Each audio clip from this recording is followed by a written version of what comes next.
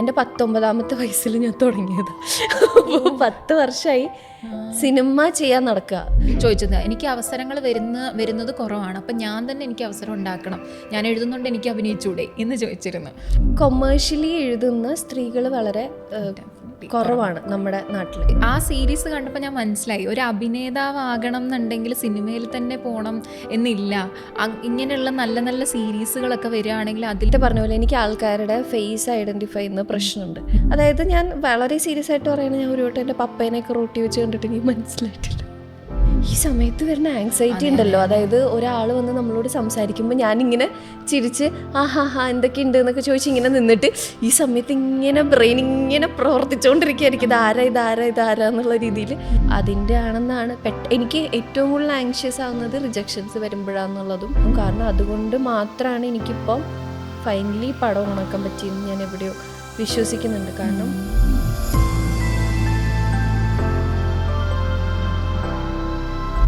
Hi hello, എല്ലാവർക്കും നമസ്കാരം. അൺഫിൽറ്ററിൻ്റെ അടുത്തൊരു എപ്പിസോഡിലേക്ക് സ്വാഗതം. അപ്പോൾ ഇന്ന് നമ്മളോടൊപ്പം ഉള്ളത് ഞാൻ വളരെയധികം അഡ്മയർ ചെയ്യുന്ന ഒരു പേഴ്സണാലിറ്റിയാണ്.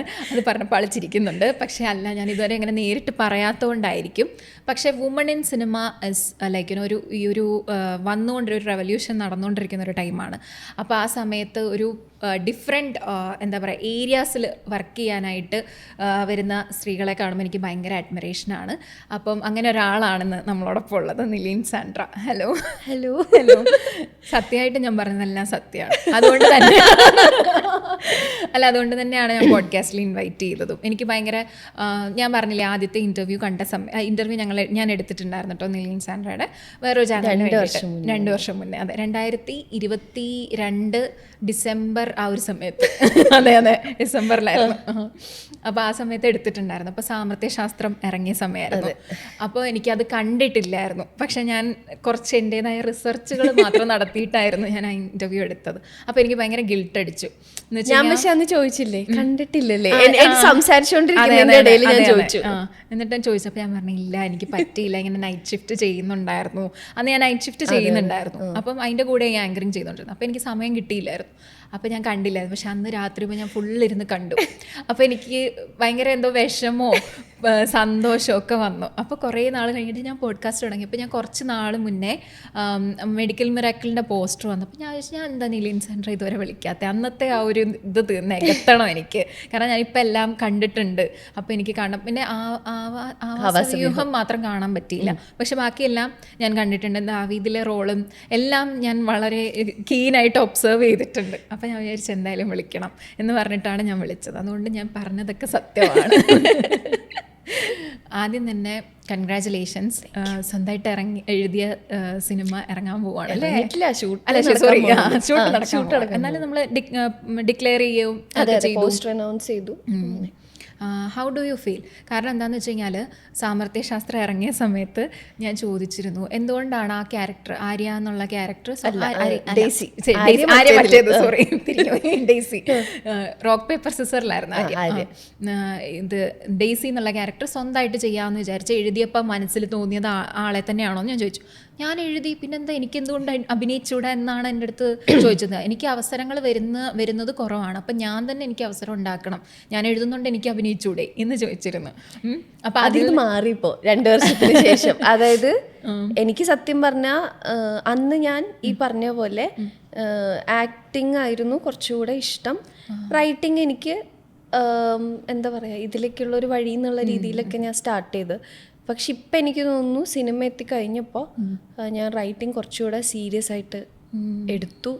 എനിക്ക് ഇനി അങ്ങനെ അങ്ങ് പോയാൽ കൊള്ളാം എന്നൊക്കെ ഫീൽ ചെയ്യുന്നുണ്ട്. അതായത് പക്ഷെ നല്ലതാ. അതായത് ഇത്രേ ഉള്ളൂ. ഞാനിങ്ങനെ റിയലൈസ് ചെയ്തു, അതായത് നമുക്ക് പറഞ്ഞ പോലെ വലിയ ഓഫേഴ്സും അങ്ങനെയൊന്നും വരുന്നില്ലല്ലോ.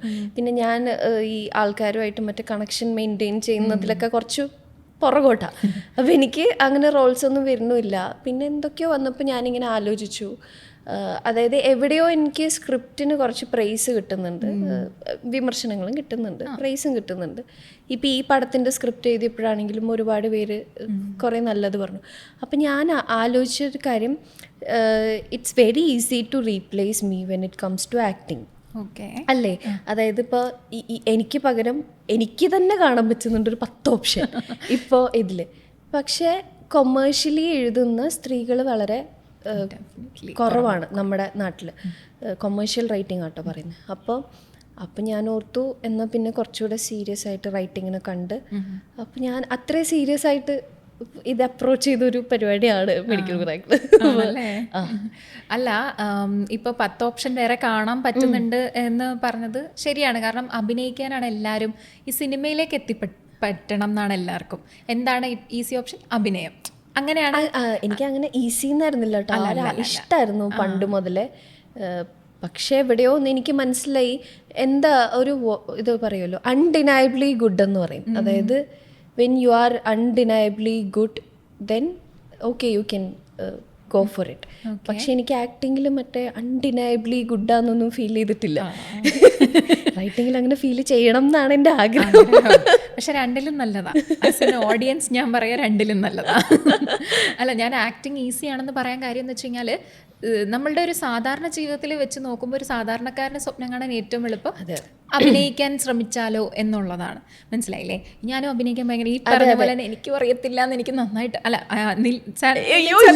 പറഞ്ഞോ നിലിന്നറിയാം, ഞാൻ പറഞ്ഞത് എനിക്കറിയത്തില്ല. വീടിനെ കുഴഞ്ഞു പോവാണല്ലോ.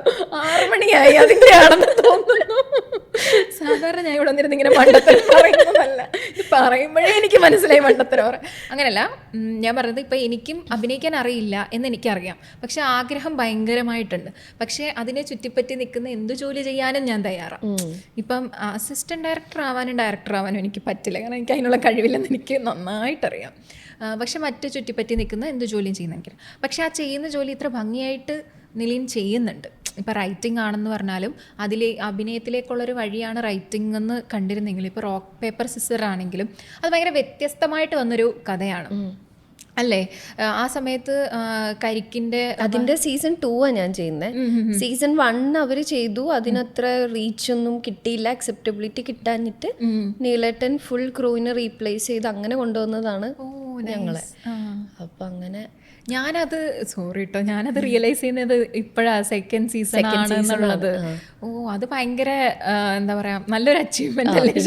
അത് ഓരോ പടിപടിയാട്ടോ. അതായത് അത് വരുന്നു, അത് തന്നെ നിഖിലേട്ടൻ ഒരു ഇത് കണ്ടിട്ട് വിളിക്കുന്നതാ. ഞങ്ങൾ ഇതിന് മുന്നേ ചെയ്തൊരു സാധനം കണ്ടിട്ട് വിളിക്കുന്നു, അത് ചെയ്യുന്നു, അത് ചെയ്ത് പ്രൂവ് ചെയ്തതിന് ശേഷമാണ് മറ്റേ ഇത് കരിക്ക് ഫ്ലിക്കില്ല, പിന്നെ കരിക്കിലോട്ട് സാമർത്ഥ്യശാസ്ത്രം ചെയ്യാൻ വേണ്ടി വിളിക്കുന്നത്. അങ്ങനെ കരിക്ക് വന്നു. സ്റ്റിൽ ഫുൾ ജേർണി എടുത്തു കഴിഞ്ഞാൽ എനിക്ക് തോന്നുന്നു, ഞാൻ ഇപ്പം എനിക്ക് 29 ആവാൻ പോകുന്നു ഒക്ടോബറിൽ. എൻ്റെ 19ാമത്തെ വയസ്സിൽ ഞാൻ തുടങ്ങിയത്. 10 വർഷമായി സിനിമ ചെയ്യാൻ നടക്കുക, ഇതുവരെ ചെയ്തിട്ടില്ല. ഞാൻ പറഞ്ഞു ഇപ്പോഴും ഷൂട്ടാവാൻ പോകണുള്ളൂ. ഈ 10 വർഷത്തെ ജേർണി എന്ന് പറയുന്ന സാധനം അവിടെ ഉണ്ട്. ഇതൊക്കെ ഇതിൻ്റെ ഇടയിലിടക്ക് ചെയ്യുന്നു. അപ്പോഴും അന്ന് മുതലേ സിനിമ ചെയ്യാനാണ് ട്രൈ ചെയ്യുന്നത്. ഇപ്പോഴും ആയിട്ടില്ല എന്നാണ് എൻ്റെ പോയിന്റ്. നിലീൻ എന്താണ് ആദ്യമായിട്ട് ചെയ്തത് സിനിമയിലേക്ക് കയറാനായിട്ട്? ഞങ്ങൾ ഇപ്പം എനിക്കൊരു ടീമുണ്ടല്ലോ, ഞങ്ങൾ സാമർത്ഥ്യശാസ്ത്രം ചെയ്ത ആൾക്കാരാണെങ്കിലും, അപ്പോൾ ഞങ്ങളൊരു ടീമുണ്ട്. അപ്പോൾ അങ്ങനെ അതിൽ ഷ്യാമിൻ ഉണ്ടായിരുന്നു. അപ്പോൾ ഷ്യാമിൻ ഒരു കഥ വർക്ക് ചെയ്തു, ഞാൻ ഈ കഥ കേട്ടു. അതിലൊരു ചെറിയ പോർഷൻ ഉണ്ടായിരുന്നു, ഒരു മിത്തുള്ളൊരു പോർഷൻ ഉണ്ടായിരുന്നു. അപ്പോൾ അതവർ വർക്ക് ചെയ്തിട്ടില്ല. ഞാൻ ചോദിച്ചു ഞാനിത് വർക്ക് ചെയ്തോട്ടെ. അങ്ങനെ ഞാൻ വർക്ക് ചെയ്തു. എനിക്കിത് ഭയങ്കര ഇഷ്ടപ്പെട്ടതുകൊണ്ട് ഞാൻ അന്ന് എൻ്റെ ജോലി റിസൈൻ ചെയ്തു, ഇവരുടെ കൂടെ കൂടിയത്. എന്തായിരുന്നു ജോലി? ഞാൻ CGH ഉണ്ടായിരുന്നു, കാസിനോ ഗ്രൂപ്പ് ഓഫ് ഹോട്ടൽസ് ഉണ്ട്, അവരുടെ സെയിൽസിലായിരുന്നു, കോർപ്പറേറ്റ് ഓഫീസിൽ. നിന്ന് ഇവിടെ റൈറ്ററിലേക്ക് എത്തിയിരിക്കല്ലേ? എനിക്ക് വയ്യ. അല്ല, അത് ഞാൻ കോളേജ് കഴിഞ്ഞിട്ടൊരു 7 മാസം അത്രേ വർക്ക് ചെയ്തിട്ടു. അത് അന്നത്തെ ആ ഒരു സാഹചര്യത്തിന്റെ സമ്മർദ്ദം മൂലം. അതെ, അങ്ങനെ പറയാം. അത് കഴിഞ്ഞിട്ട് ഫസ്റ്റ് ഒരു പ്രൊജക്റ്റ് ചെയ്തു. ഇല്ല, പ്രൊജക്റ്റ് ചെയ്യാൻ പറ്റിയില്ല. അന്ന് തുടങ്ങിയ നടപ്പാന്നാ ഞാൻ പറയുന്നത്. ഇപ്പോൾ 10 വർഷത്തെ നടപ്പാ. ഈ ജേർണിയിൽ കുറേ കാര്യങ്ങൾ ഇങ്ങനെ പോയി ഇവിടെ അവസാനം വന്ന്. ഈ അഭിനയിക്കാൻ വേണ്ടിയിട്ടല്ലേ എഴുതിയതെന്ന് പറഞ്ഞത്. പക്ഷെ ഇപ്പം 2018 ആണെങ്കിലും അതിൽ നല്ലൊരു വേഷം ചെയ്തിരുന്നു, ഓഫീസർ ഓൺ ഡ്യൂട്ടിയിൽ ചെയ്തിരുന്നു, ദാവീദിൽ ചെയ്തിരുന്നു. ദാവീദിൽ ഭയങ്കര ചെറിയ റോളായിരുന്നു, പക്ഷെ എന്നാലും ഇപ്പം അതേ റോള് അത്രയൊക്കെ തന്നെ. 2018 കുറച്ചും കൂടി നമ്മളിങ്ങനെ കുറച്ച് പെർഫോം ചെയ്യാനുണ്ട്. പിന്നെ ഇപ്പോൾ ഓഫീസർ ഓൺ ഡ്യൂട്ടിയിലാണെങ്കിലും ഉണ്ട് ഒരു ആക്ഷൻ സീക്വൻസും ഒക്കെ ഉണ്ടല്ലോ. നമുക്ക് ദാവീദിലെ കുറച്ചുകൂടെ സ്വീറ്റ് ടീച്ചർ, ആ സിനിമയിൽ കയറാൻ നിൽക്കുന്ന ഒരു ടീച്ചർ. ദാവീദിലെ ഡയറക്ടറും റൈറ്ററും ഒക്കെ എൻ്റെ ഫ്രണ്ട്സാ. ഓക്കെ. അപ്പൊ അവരങ്ങനെ എനിക്ക് എന്നോട് എന്ത് വേണേലും എടുത്തോ, എന്ത് റോളും. ഞാൻ ആദ്യത്തെ ടീച്ചർ ചെയ്യാം. അത് പക്ഷെ നല്ല സ്വീറ്റ് റോളായിരുന്നു. കാരണം നിലീൻ ശരിക്കും ഇങ്ങനെ ഭയങ്കര ഇങ്ങനെ ബോൾഡ് ആയിട്ടുള്ളതും കുറച്ച് ദേഷ്യക്കാരിയായിട്ടുള്ള റോൾസും അങ്ങനെയൊക്കെയല്ലേ കൂടുതൽ ചെയ്ത് കണ്ടിരിക്കുന്നത്. അല്ലെങ്കിൽ കുറച്ചുകൂടി റിസർവ്ഡ് ക്യാരക്ടേഴ്സ്. ഇത് വന്നപ്പോൾ കുറച്ചുകൂടി ആ ഒരു സോഫ്റ്റ് സൈഡ് കണ്ടപ്പോൾ ഭയങ്കര രസമായിരുന്നു. അപ്പോൾ ഇങ്ങനത്തെ റോളുകൾ ചെയ്ത് ചെയ്ത് ചെയ്ത് പയ്യെ അഭിനയത്തിലേക്ക് കടക്കാം എന്ന് സാധാരണ ആളുകളൊക്കെ ചിന്തിക്കുമല്ലോ. ഇപ്പം ഞാനാണെങ്കിലും ചിന്തിച്ചിട്ടുണ്ട്. എനിക്ക് ചെറിയ റോൾസ് വന്നാലും ഞാൻ ചെയ്യും. ചെയ്ത് ചെയ്ത് ചെയ്ത് പയ്യെ ആണെങ്കിലും എനിക്ക് നല്ല നല്ല വലിയ റോൾസ് വരട്ടെ, അത് മതി, അതുവരെ ഞാൻ വെയിറ്റ് ചെയ്യാമെന്ന് ഞാൻ ചിന്തിക്കാറുണ്ട്, ഇപ്പോഴും ചിന്തിക്കുന്നുണ്ട്. അപ്പോൾ അങ്ങനെ സെറ്റിൽ ഡൗൺ ചെയ്യണം എന്ന് എപ്പോഴെങ്കിലും ചിന്തിച്ചിട്ടുണ്ടോ? സെറ്റിൽ ഡൗൺ ചെയ്യണം ചെറിയ ചെറിയ ക്യാരക്ടറുകൾ ചെയ്ത് ചെയ്ത് പോട്ടെ. പറഞ്ഞ ശരിയാട്ടോ. ഇതിന്റെ ക്വസ്റ്റ്യൻ ഇസ് ലൈക്ക് 4-5 സെന്റൻസ്. അതാ ഞാൻ പറഞ്ഞത്, ഒരു ഓൾജിബ്ര പറയുന്ന പോലെ ഞാൻ പറയുന്നത്. മനസ്സിലാവുന്നില്ല. ഞാൻ ഇതിനു മുന്നേ ഡിസ്ക്ലൈമർ കൊടുത്തായിരുന്നു, ഞാൻ വലിച്ചു നീട്ടി പാരഗ്രാഫ് ആയിട്ടേ ചോദിക്കുള്ളൂ, എന്നിട്ട് മറ്റേ സമ്മറി പറയുന്ന പോലെ ഞാൻ പറഞ്ഞുതരാം. അതായത് ചെറിയ ചെറിയ റോളുകൾ ചെയ്തു. അപ്പോൾ ചെയ്ത് ചെയ്ത് ചെയ്ത് വേണമെങ്കിൽ നമുക്ക് വലിയൊരു റോളിലേക്ക് ലാൻഡ് ചെയ്യാം. അപ്പം ഇനീഷ്യൽ പ്ലാൻ അതായിരുന്നല്ലോ. അതായത് എഴുതി അഭിനയിക്കാം. അപ്പം എൻ്റെ അഭിനയം പ്രൂവ് ചെയ്യുമ്പോൾ ഡയറക്ടേഴ്സ് വിളിക്കുന്നു, ചെയ്യുന്നു അങ്ങനെയായിരുന്നല്ലോ. അപ്പം അങ്ങനെ ഒരു പൊസിഷനിലേക്ക് എത്തിയല്ലോ. ശരിക്കും ചെറിയ ചെറിയ റോളുകൾ ചെയ്യുന്നു, ഇനിയും വലിയ വലിയ ഡയറക്ടേഴ്സ് വിളിക്കാം എന്നുള്ളൊരു പൊസിഷനിലേക്ക് എത്തിയല്ലോ. അപ്പം അത് മതി എന്ന് പറഞ്ഞ എപ്പോഴെങ്കിലും ഇനി എഴുതൊന്നും വേണ്ട? ഇല്ല, ഒരു കാരണം എനിക്ക് വേറെ ഒന്നും ചെയ്യാൻ അറിയില്ലല്ലോ. എനിക്കിതല്ലാതെ ഒന്നും ചെയ്യാൻ അറിയില്ല. അതാണ് അതിൻ്റെ റിയാലിറ്റി. ഞാൻ പറയുന്നത് ഇപ്പം ഈ പറഞ്ഞ 10 വർഷം നമ്മളൊരു കാര്യത്തിന് വേണ്ടി സ്പെൻഡ് ചെയ്തു. ഇനിയിപ്പോൾ എന്താ ചെയ്യുക, ഇനി ഇത് മുമ്പോട്ട് പോവാന്നുള്ളത് തന്നെയാണ്. അവിടെയാണ് ഞാൻ പറഞ്ഞത്, ഞാൻ കുറച്ചുകൂടെ റൈറ്റിങ്ങിനെ സീരിയസ് ആയിട്ട് എടുത്തു. ഓക്കെ, ആക്ടിങ് മേ ബി എനിക്ക് ഓപ്പർച്യൂണിറ്റീസ് വന്നില്ല എന്നിരിക്കും, പക്ഷെ ആസ് ലോങ് ആസ് ഉണ്ടായിരുന്നല്ലോ, അതാ ഞാൻ ചോദിച്ചത്. കുറവല്ലേ. അതായത് ഇപ്പോൾ 2018 ഇറങ്ങിയതിന് ശേഷം എനിക്ക് തോന്നുന്നു 1-2 വർഷത്തിന് ശേഷമാണ് എനിക്ക് ഫസ്റ്റ് വരുന്നത്. പക്ഷെ പെറ്റ് ഡിറ്റക്റ്റീവ് എന്നാ കോള് വരുന്നത്. ആ പടം ഇപ്പോഴും ഇറങ്ങിയിട്ടില്ല.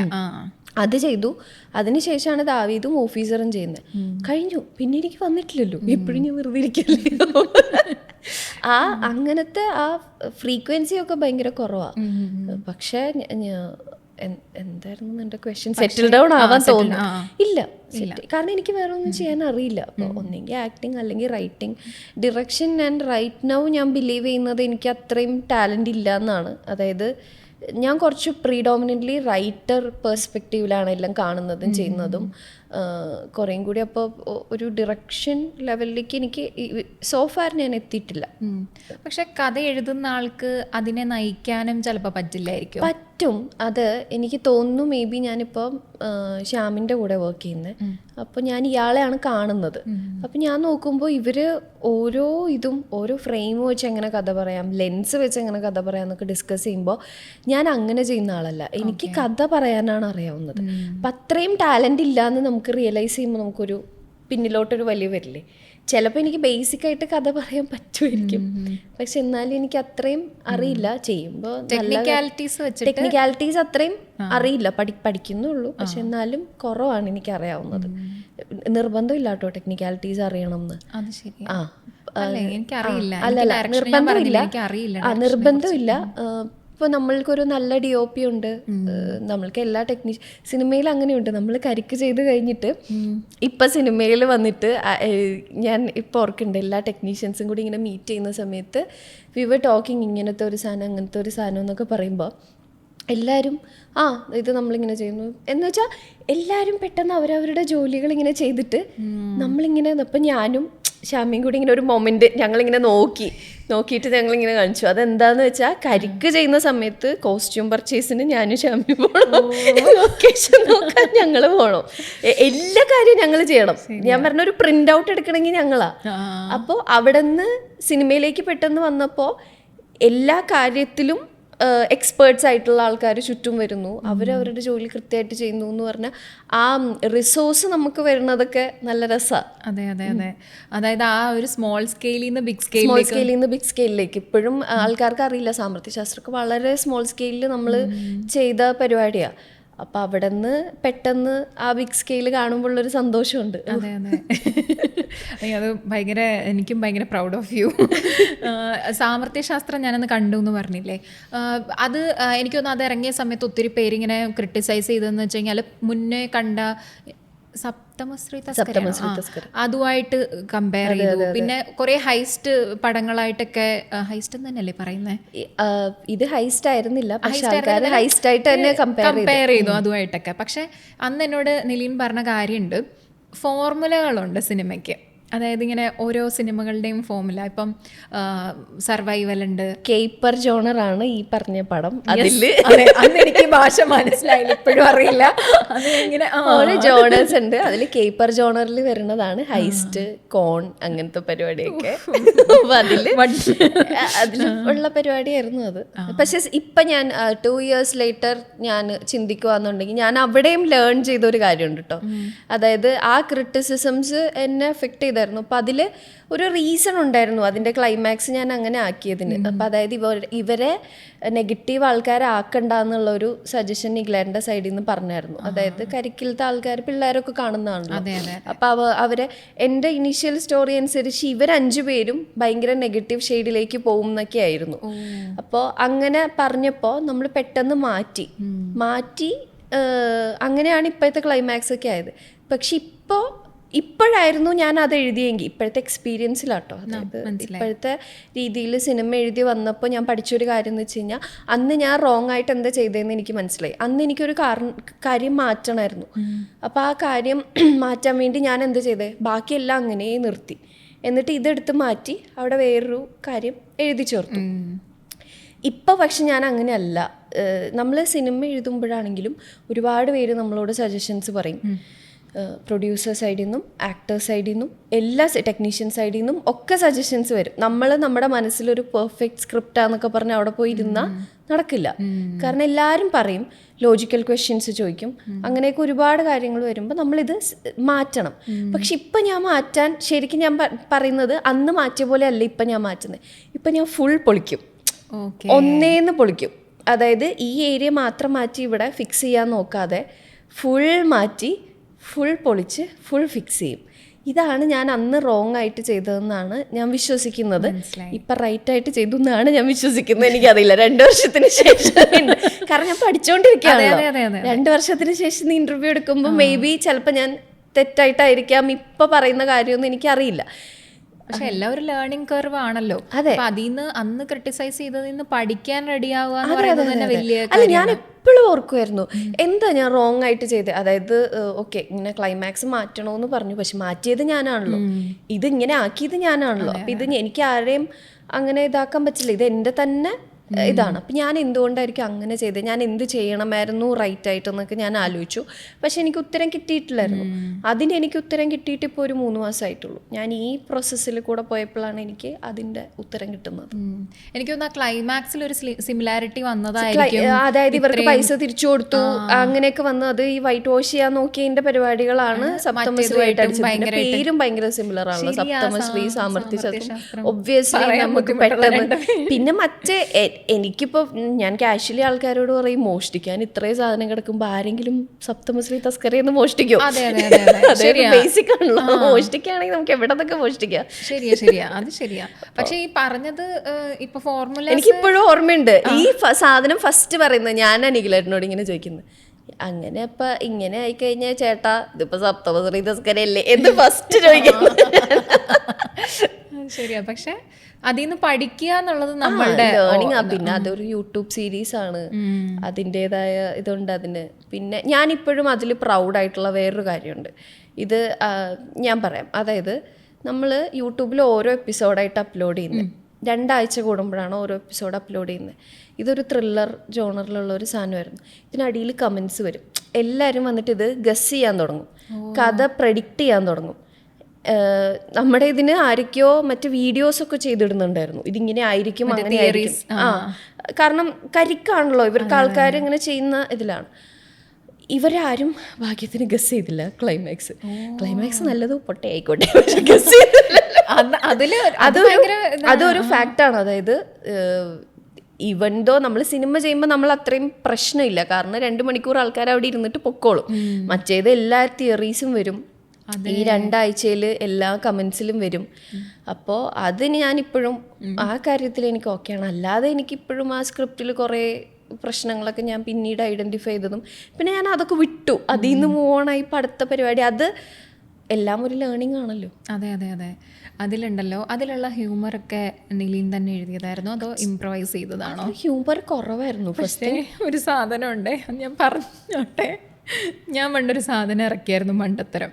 റൊണാൾഡോയെ പിടിച്ച് അർജന്റീനയിലാക്കിയായിരുന്നു, കണ്ടായിരുന്നല്ലേ?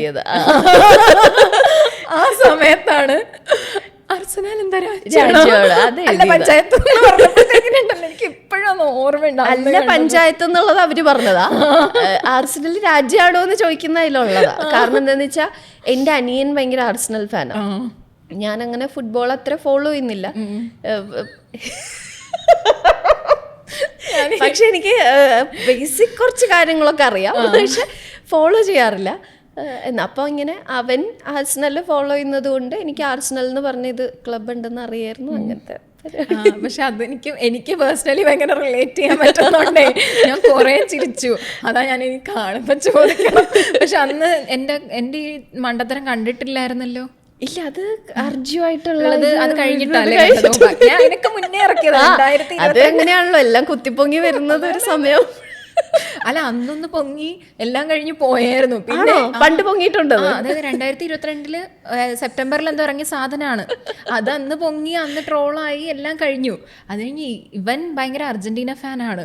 അപ്പൊ അത് വെറുതെ വിടാൻ പറ്റില്ലല്ലോ, അതിന് പിന്നെ കുത്തിപ്പൊങ്ങി വന്നതാ. അതുകൊണ്ട് എനിക്ക് ഈ സീൻ കണ്ടപ്പോൾ ഞാൻ ആ സീരീസിലെ ഈ സീനാണ് എനിക്ക് ഇപ്പോഴും ആ മുറിയും ആ ടേബിളും നിങ്ങൾ ആ ബ്ലൂ പ്രിന്റ് എന്നൊക്കെ പറയുന്നതും ഒക്കെ പറയുന്നത്. എനിക്കിപ്പോ ബ്ലൂ പ്രിന്റ് അല്ല, എന്തോ പഠിക്കുമല്ലായിരുന്നു, അതുവരെ എനിക്ക് ഓർമ്മയുണ്ട്. പക്ഷേ ഞാൻ ശരിക്കും നിലി എന്ന് പറഞ്ഞ ആളുടെ ഭയങ്കര ആക്ടർ എന്നുള്ള രീതിയിലുള്ള ഒരു കർവ് അതിനകത്ത് കണ്ടു. അതായത് ഒരു പാവമായിട്ട് ആണ് അതിനകത്ത് വരുന്നത്, ഒരു ഭയങ്കര മണ്ടിയോ എന്തൊരു പാവം, ഒരു സാധു എന്നൊക്കെ പറയില്ലേ, മണ്ടി എന്നല്ല, ഒരു സാധു അങ്ങനെ. എന്നിട്ട് ആക്ട് ചെയ്യാൻ പറയുമ്പോൾ അതിനകത്തുള്ള ആക്ടിങ്ങും അടിപൊളിയായിരുന്നു. മറ്റേ ഭയങ്കര വലിയ ആളായിട്ടൊക്കെ മണ്ടത്തരം പറയും.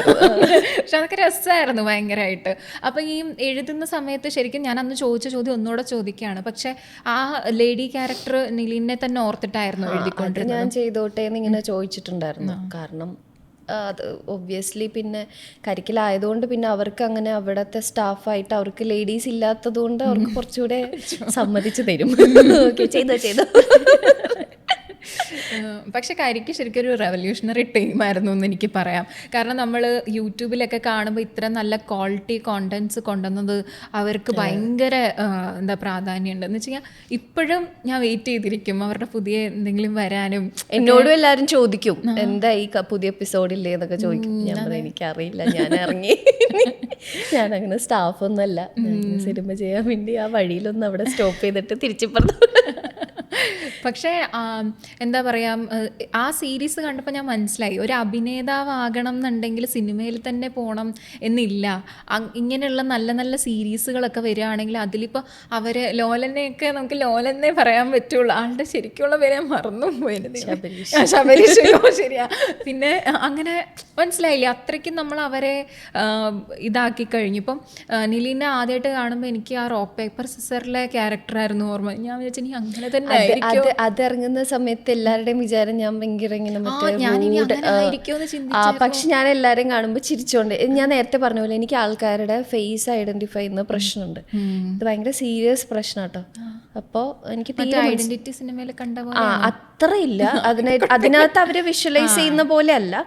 പക്ഷെ എനിക്ക് മനസ്സിലാവില്ല ആൾക്കാരെ. പക്ഷെ എനിക്ക് സൗണ്ട് ഐഡന്റിഫൈ ചെയ്യാൻ പറ്റും. അങ്ങനെയൊക്കെയാ.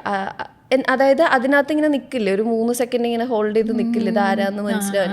അങ്ങനെ എനിക്ക് സൗണ്ട് കിട്ടും. അല്ലെങ്കിൽ അങ്ങനെയൊക്കെ. അതായത് ഞാൻ വളരെ സീരിയസ് ആയിട്ട് പറയുകയാണെങ്കിൽ ഞാൻ ഒരു വട്ടം എൻ്റെ പപ്പേനെയൊക്കെ റോട്ടി വെച്ച് കണ്ടിട്ട് എനിക്ക് മനസ്സിലായിട്ടില്ല. ഇത് ആൾക്കാർ ചിരിക്കും, ചിരിക്കും. പക്ഷെ ഞാൻ പറഞ്ഞു ഇത് ഈ സമയത്ത് വരുന്ന ആങ്സൈറ്റി ഉണ്ടല്ലോ, അതായത് ഒരാൾ വന്ന് നമ്മളോട് സംസാരിക്കുമ്പോൾ ഞാനിങ്ങനെ ചിരിച്ച് ഹാ എന്തൊക്കെയുണ്ട് എന്നൊക്കെ ചോദിച്ച് ഇങ്ങനെ നിന്നിട്ട് ഈ സമയത്ത് ഇങ്ങനെ ബ്രെയിൻ ഇങ്ങനെ പ്രവർത്തിച്ചുകൊണ്ടിരിക്കുകയായിരിക്കും, ഇതാരാ എന്നുള്ള രീതിയിൽ ഭയങ്കര പാടാണ്. അപ്പം അതുകൊണ്ട് ഞാൻ ചെറുതിലേ തൊട്ട് ശീലിച്ച ഒരു കാര്യം, ഞാൻ ആരെ കണ്ടാലും ചിരിച്ചിട്ട് അപ്പോൾ അറ്റ്ലീസ്റ്റ് റൂഡാന്ന് അവർക്ക്. പിന്നെ എനിക്ക് ഇവരോടൊക്കെ എനിക്ക് ഇപ്പം ഐഡൻറ്റിറ്റി ഇറങ്ങിയതിന് ശേഷം ഞാൻ ആക്ച്വലി ആൾക്കാരോട് പറയുന്നത് മറ്റേ സാധനം. അതുവരെ ഞാൻ ആരോടും ഇങ്ങനെ ഒരു പ്രശ്നം ഉണ്ടെന്ന് പറയില്ല. എൻ്റെ ഫ്രണ്ട്സ് ഉണ്ട്. പണ്ട് ശ്രുതി എന്ന് പറഞ്ഞൊരു കൂട്ടുകാരി ഉണ്ടായിരുന്നു. അവളിങ്ങനെ പറഞ്ഞു തരും, ഇത് പറഞ്ഞ് അവരെ നോക്കരുത്, അവരെ നോക്കി ചിരിക്കരുത്, നീ കഴിഞ്ഞ ദിവസം വഴക്ക് പറഞ്ഞത് അവരെയാണ്. അപ്പം ഞാൻ ഓക്കെ അങ്ങനെ ചെയ്യുമായിരുന്നു. പിന്നെ ശ്യാമിനുണ്ടാവും ഫുൾ ടൈം എൻ്റെ കൂടെ ഉള്ള ആൾ പറഞ്ഞു തരും, ഇത് ഇന്ന ആളാണ്, നേരത്തെ പറഞ്ഞു തരും.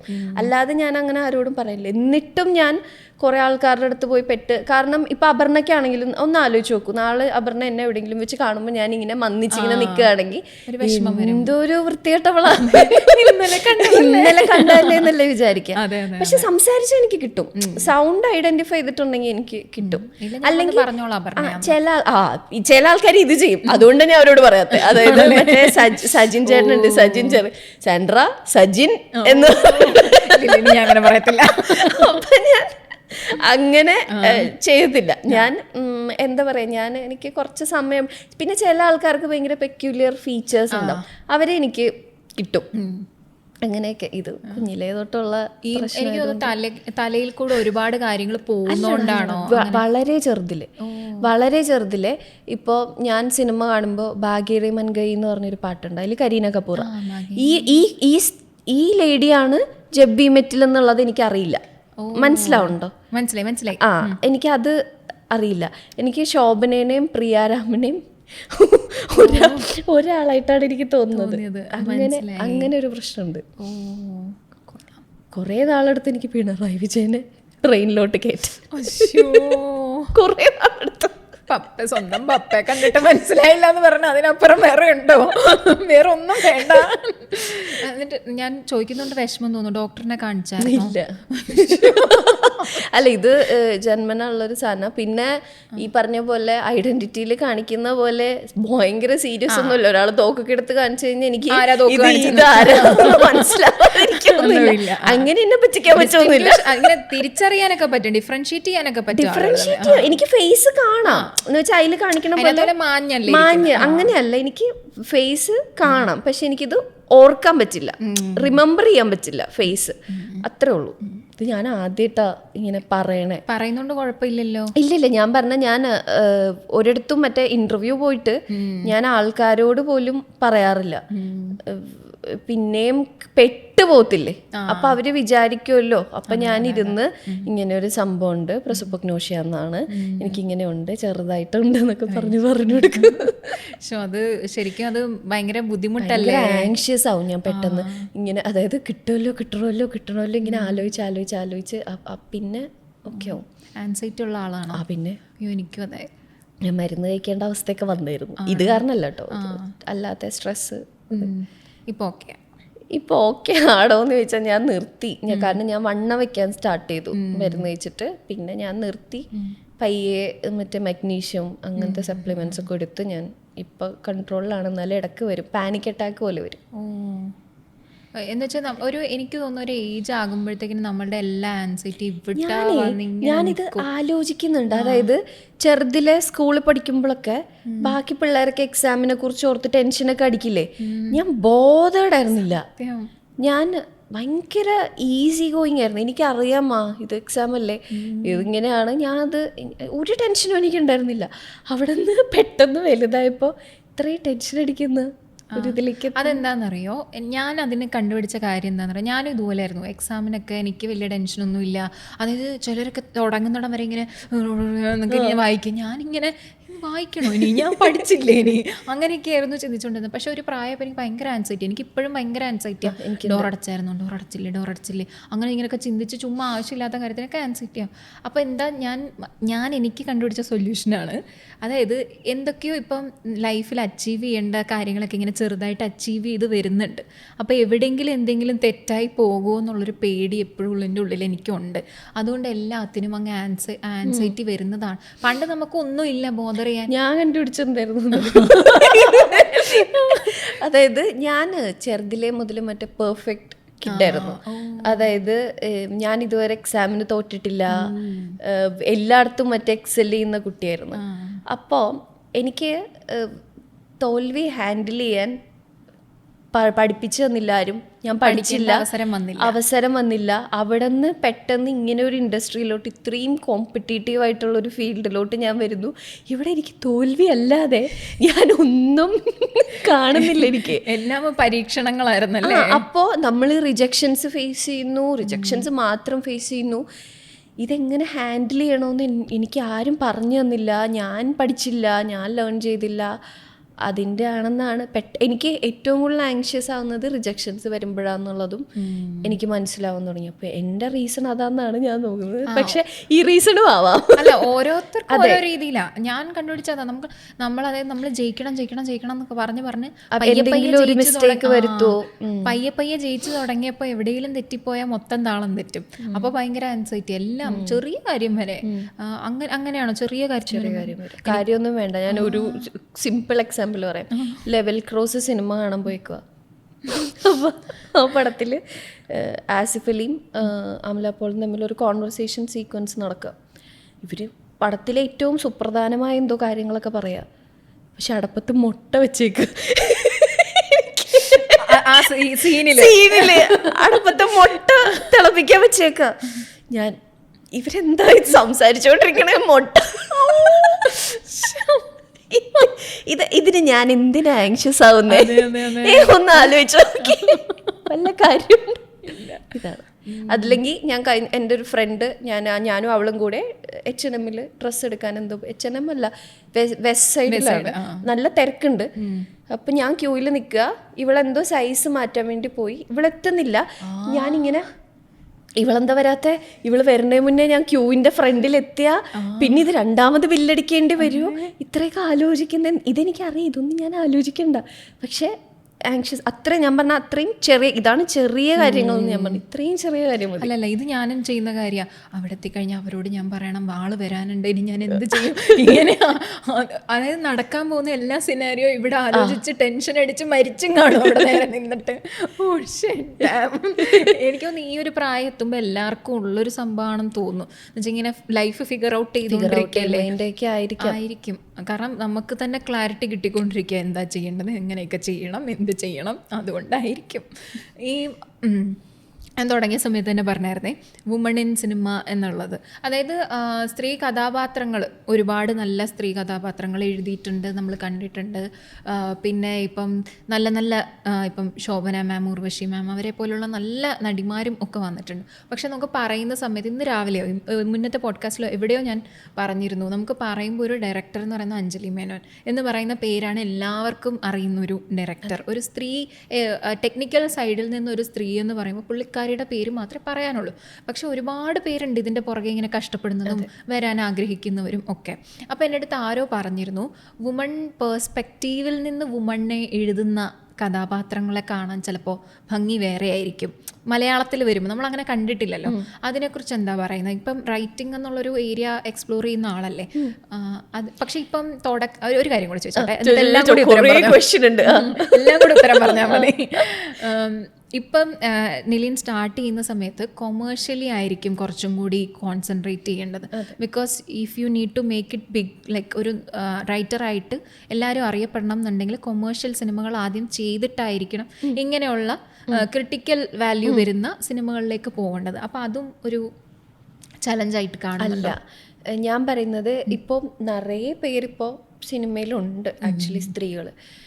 പക്ഷേ നമുക്ക് അഞ്ജലി മേനോന്ന് ഫസ്റ്റ് വരുന്നതിൻ്റെ റീസൺ അവർ ഉസ്താദ് ഹോട്ടലും ബാംഗ്ലൂർ ഡേയ്സും പോലെയുള്ള 2 കൊമേഴ്ഷ്യൽ ഹിറ്റ്സ് ചെയ്തതുകൊണ്ടാണ്. എനിക്ക് കൊമേഴ്ഷ്യൽ സിനിമയെ അറിയുള്ളൂ.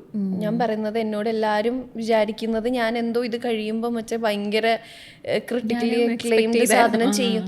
അല്ല, എനിക്കത് ചെയ്യാൻ അറിയില്ല. എനിക്കത് ആസ്വദിക്കാൻ അറിയാം. അതായത് എനിക്ക് ഈ സംഭവം കാണുമ്പോൾ കൊള്ളാം എന്നുള്ള രീതിയിൽ. പക്ഷെ എനിക്കിത് എഴുതാൻ അറിയത്തില്ല. എൻ്റെ കൈൻഡ് ഓഫ് സിനിമ അതല്ല. അതിൻ്റേതായിട്ടുള്ള പ്രശ്നമാണ്, നല്ലതുമാണ് കൊമേഴ്ഷ്യൽ റൈറ്റിംഗിലേക്ക് കുഴപ്പമൊന്നുമില്ല. അതെ. പിന്നെ എൻ്റെ അടുത്തുനിന്ന് ആൾക്കാർ എൻ്റെ അടുത്തുനിന്ന് ആൾക്കാർ പ്രതീക്ഷിക്കുന്നത് ചിലപ്പോൾ മറ്റേ കൈൻഡ് ഓഫ് മൂവി ആയിരിക്കും. പക്ഷെ ഞാൻ ഇത് എഴുതുമ്പോഴത്തേനും ഇതല്ല എൻ്റെ അടുത്ത് നിന്ന്. പിന്നെ ഇങ്ങനെ മറ്റേ ക്വസ്റ്റ്യൻസ് വരും, ഒറ്റയ്ക്കാണോ എഴുതിയേ, ഇത് പുള്ളിക്കാരി തന്നെയാണോ എഴുതിയേ എന്നൊക്കെയുള്ള ക്വസ്റ്റ്യൻസ് ഒക്കെ വരും. അത് ഞാൻ സ്ഥിരം ഫേസ് ചെയ്യുന്ന. പിന്നെ ഞാനിപ്പോൾ എനിക്കതിപ്പോൾ അതിനോട് ശീലമായി. അതെ അതെ, അതൊരു എന്താ പറയുക, ഒരു ഞാൻ ഭയങ്കര റോ ആയിട്ട് ചോദിക്കുകയാണ്. ഇങ്ങനെ ആദ്യമായിട്ട് ഒരു സ്ത്രീ റൈറ്ററായിട്ട് പുറത്തേക്ക് വരും, ഇത് ഈ പോസ്റ്റർ വന്നപ്പോഴും ഭയങ്കര അറ്റൻഷൻ കിട്ടിയായിരുന്നു, നിലീൻ സാൻഡ്ര എഴുതുന്നതാണ് എന്നുള്ളത്. ഞാൻ ആദ്യം കണ്ടപ്പോൾ തന്നെ നിലീൻ സാൻഡ്ര ആണ് എഴുതുന്നത്. അല്ല, അതൊരു ഇങ്ങനെ ആർട്ടിക്കിൾസോ എന്തോ വന്നപ്പോഴൊക്കെയും അതിൽ എടുത്ത് എഴുതിയിട്ടുണ്ടായിരുന്നു. അപ്പം അതൊരു ചർച്ചയായിട്ടൊക്കെ ഉണ്ട് കേട്ടോ, ഞാനും അങ്ങനെയൊക്കെ കേട്ടിട്ടുണ്ട്. കാരണം അത് പോസ്റ്റർ വന്ന സമയത്ത്, അപ്പോൾ ഒരു എല്ലാവരോടും മിങ്കിൾ ചെയ്യുന്ന സമയത്ത് എന്തെങ്കിലും ഒരു പുതിയ അറ്റ്മോസ്ഫിയറിലെത്തിയ ഫീൽ ഉണ്ടായിരുന്നോ ആ ഒരു റോളിലേക്ക് കടന്നപ്പോഴത്തേക്കിനും? അതായത് അതെ, കാരണം ഈ സ്ത്രീകൾ എഴുത്തുകാർ ഭയങ്കര കുറവല്ലേ സിനിമകളിലേക്ക് വരുമ്പോൾ? എല്ലാവർക്കും വിശ്വസിക്കാൻ ഒരു ബുദ്ധിമുട്ട് ഉണ്ടായിരുന്നു, പക്ഷെ ഇപ്പം ഇല്ല. എനിക്ക് തോന്നുന്നു കരിക്കൊക്കെ ഇറങ്ങിയത് കൊണ്ട് ആൾക്കാർക്ക് അറിയാം ഇങ്ങനെ ഇത് പുള്ളിക്കാരി ആണ് എന്നുള്ളത് അറിയാം. അപ്പം അതുകൊണ്ട് അങ്ങനെ പിന്നെ ഞാൻ തന്നെ ആയിരിക്കും നറേറ്റ് ചെയ്യുന്നത്. എപ്പോഴും ഞാനായിരിക്കും ഇപ്പം നമ്മൾ കഥ പറയാൻ പോകുമ്പോൾ കരിക്ക് പോലെ അല്ലല്ലോ സിനിമ ചെയ്യുമ്പോൾ ഞാനിപ്പം തന്നെ എത്ര പേരോട് മൊത്തം കഥ പറഞ്ഞിട്ടുണ്ടാവും എന്നുള്ളത് നമ്മൾ തളരും. അത്രയും ആൾക്കാരുടെ അടുത്ത് നമ്മൾ നരേഷൻ കൊടുക്കണമല്ലോ. അപ്പം നരേഷൻ കൊടുക്കുമ്പോൾ സ്റ്റാർട്ടിങ് ടു എൻഡിങ് ആകുമ്പോൾ ഇവർക്ക് നരേഷൻ കേട്ട് കഴിഞ്ഞാൽ ആൾക്കാർക്ക് മനസ്സിലായിക്കോളൂ ഇത് ഇവിടെ എഴുതിയതാണ്.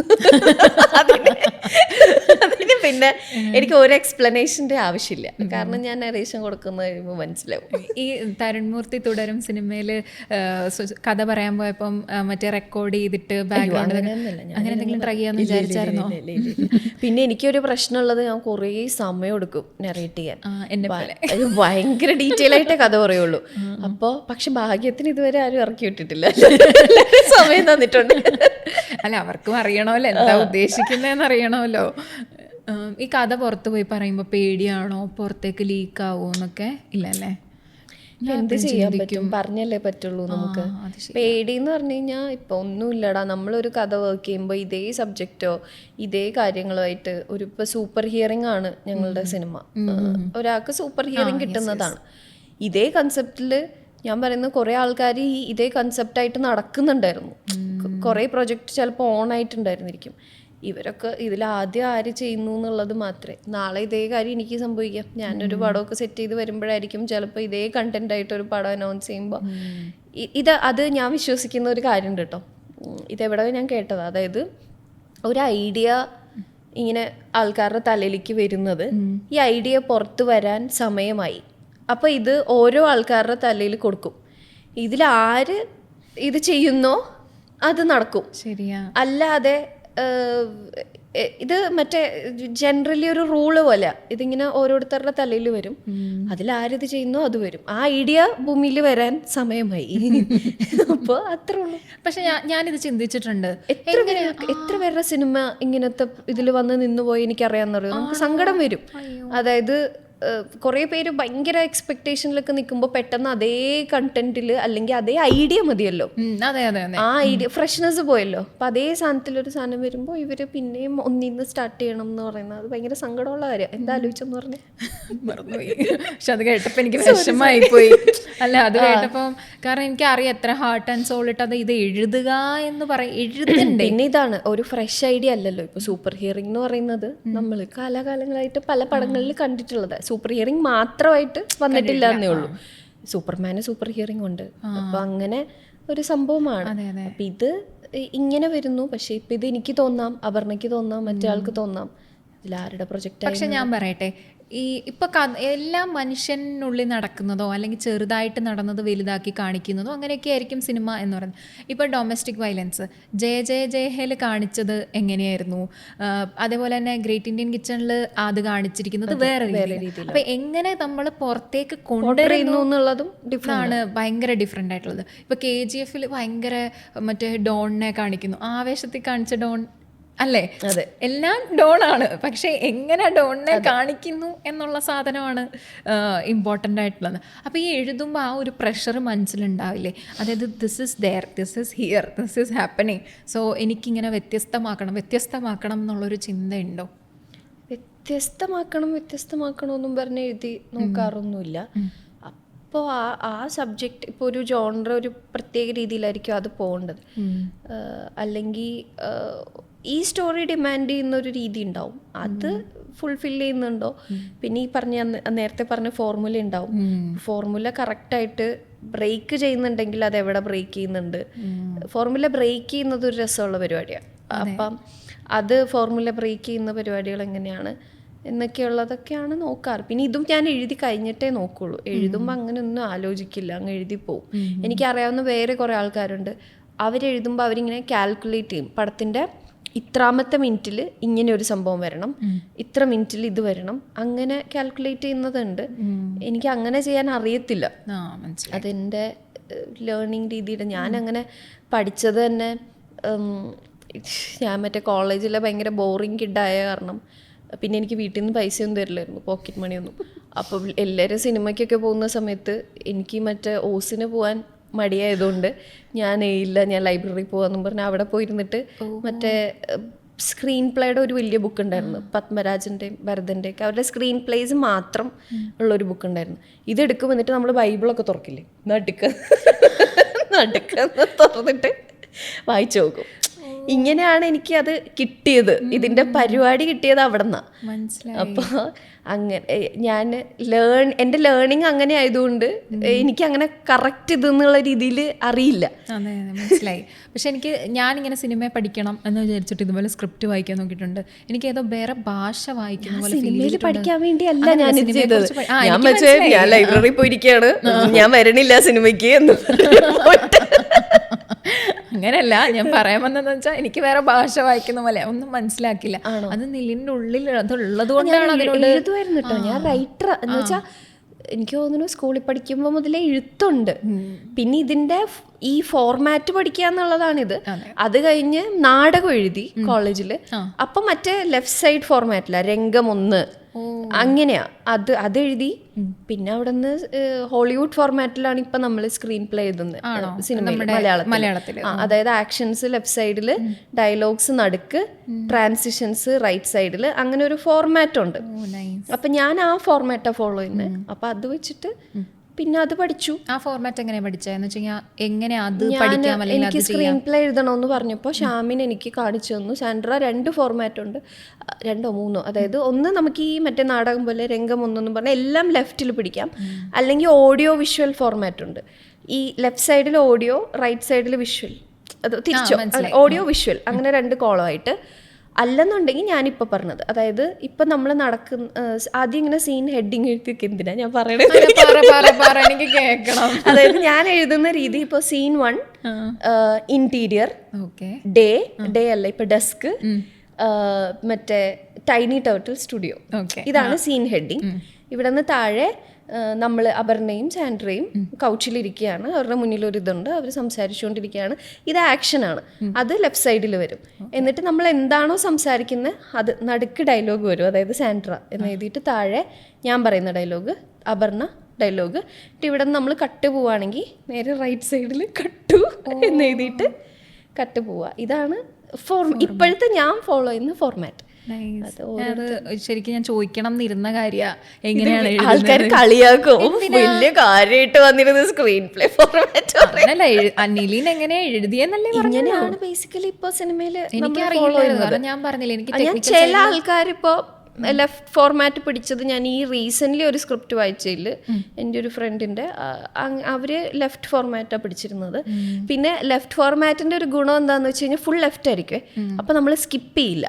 ഞാൻ ഈ പറഞ്ഞ ഫോർമാറ്റിൻ്റെ പ്രശ്നം എന്താണെന്ന് വെച്ചാൽ നമ്മൾ ഓട്ടോമാറ്റിക്കലി നമ്മുടെ ബ്രെയിൻ നടുക്കോട്ട ശ്രദ്ധ പോവുക. അപ്പം നമ്മൾ ഈ ആക്ഷൻ സ്കിപ്പ് ചെയ്തിട്ട് ഡയലോഗിലേക്ക് കോൺസെൻട്രേഷൻ പോകാനുള്ള ചാൻസ് ഉണ്ട്. പക്ഷേ ഡീറ്റെയിൽഡ് ആയിട്ട് എഴുതുന്നതും പിന്നെ ഇത് വായിക്കുന്നതിൽ മാറ്റർ ചെയ്യുന്ന ആൾക്കാരാണല്ലോ വായിക്കുക. മോറോവർ മറ്റേ നമ്മുടെ എഡീസും അവരൊക്കെ പിന്നെ എല്ലാം വായിച്ച് അവർക്കത് ചെയ്തല്ലേ പറ്റുള്ളൂ. അപ്പം അതുകൊണ്ട് കുഴപ്പമില്ല. അല്ലാതെ ഒരു ആസ്വാദനം എന്നുള്ള രീതിയിൽ ലെഫ്റ്റ് സൈഡ് ഫോർമാറ്റാണ് കുറച്ചുകൂടെ രസം വായിക്കുമ്പോൾ, വെറുതെ വായിക്കുമ്പോൾ. പക്ഷെ എനിക്ക് തോന്നുന്നു ആക്ടേഴ്സിനൊക്കെ ചിലപ്പോൾ ഇങ്ങനെ വായിക്കുന്നത് കുറച്ചുകൂടെ ക്ലാരിറ്റി കിട്ടുമെന്ന് തോന്നുന്നു. അതായത് എന്താണ് ഇവിടെ ആക്ഷൻ കാണിക്കുന്നത്, അതായത് ചുമ്മാ കുറച്ച് ഡയലോഗ് വായിക്കുന്നതിലും ഇതാണ് ആക്ഷൻ, ഇവിടാണ് ഇരിക്കുന്നത്, ഇങ്ങനെയാണ് പെർഫോം ചെയ്യുന്നതെന്ന് പറയുമ്പോൾ ഒരു വിഷ്വലൈസ് ചെയ്യുന്ന സമയത്ത് ഇതാണിപ്പോ എനിക്ക് തോന്നുന്നു യൂണിവേഴ്സലി ഇപ്പൊ അക്സെപ്റ്റഡ് ആയിട്ടുള്ള ഫോർമാറ്റാണ് ഈ ഞാനിപ്പോ പറഞ്ഞ ഫോർമാറ്റ്. ഈ തലയിൽ വരുന്ന ആശയങ്ങൾ ഇത്രയും വലിയ സ്ക്രിപ്റ്റ് ആക്കി മാറ്റുമ്പോൾ എഴുതി വരുന്ന സമയത്ത് മിഡിലാവുമ്പോൾ ചോദിക്കുന്ന കേട്ടാ ഞാൻ ഏതോ മറ്റേ അങ്ങനെയല്ല. വലിയ റൈറ്ററിനെ എന്നെക്കാൾ പോലെ എന്നെ knowledge വിളിച്ചിരുത്തി ഇല്ലേ? ചോദിക്കുന്ന ആള് എന്നെക്കാളും എന്റെ പടം ഇറങ്ങിയിട്ട് പോലുമില്ല. എന്നെക്കാളും വിവരമില്ലേ? എന്നെക്കാളും വിവരം മതി. നമ്മൾക്ക് രണ്ടുപേർക്കും രണ്ട് കാര്യത്തിൽ ആ അതെ, എന്നെ പോഡ്കാസ്റ്റിനെ കുറിച്ച് ചോദിച്ചോ, ഞാൻ അതെ, എനിക്കറിയില്ല. പറഞ്ഞുതരാം. അങ്ങനെയല്ല, ആശയം തല വരുമ്പോ വെറുതെ കളയാതെ. അങ്ങനെയല്ല, അറിവില്ലാത്തവർക്ക് അറിവുള്ളവർ പറഞ്ഞു കൊടുക്കുന്നു, അത്ര വിചാരിച്ചാൽ മതി. അല്ല, എനിക്ക് ഭയങ്കര ഇഷ്ടമാണ് സിനിമയെ കുറിച്ച് അറിയുന്നത്. എനിക്ക് ഒരാൾ പറഞ്ഞു തരുമ്പോൾ എനിക്ക് ഭയങ്കര ഇഷ്ടമാണ്. ഞാനും ഇങ്ങനെ ഇരുന്ന് ചോദിച്ചു എനിക്കും അതെ.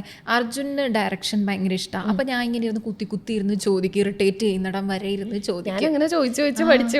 അതെ, എന്ന് വെച്ചാൽ എനിക്ക് എഴുത്തുകാരി ആവാനോ ഡയറക്ടർ ആവാൻ വേണ്ടിയിട്ടും അല്ല, പക്ഷെ അറിയാൻ ഭയങ്കര ഇഷ്ടമാണ്. കാരണം ചെറുപ്പം തൊട്ടേ നമുക്ക് ഭയങ്കര ക്യൂരിയോസിറ്റി തന്നൊരു സാധനമാണ് ഈ സിനിമ എന്ന് പറയുന്ന ഒരു ഇത്.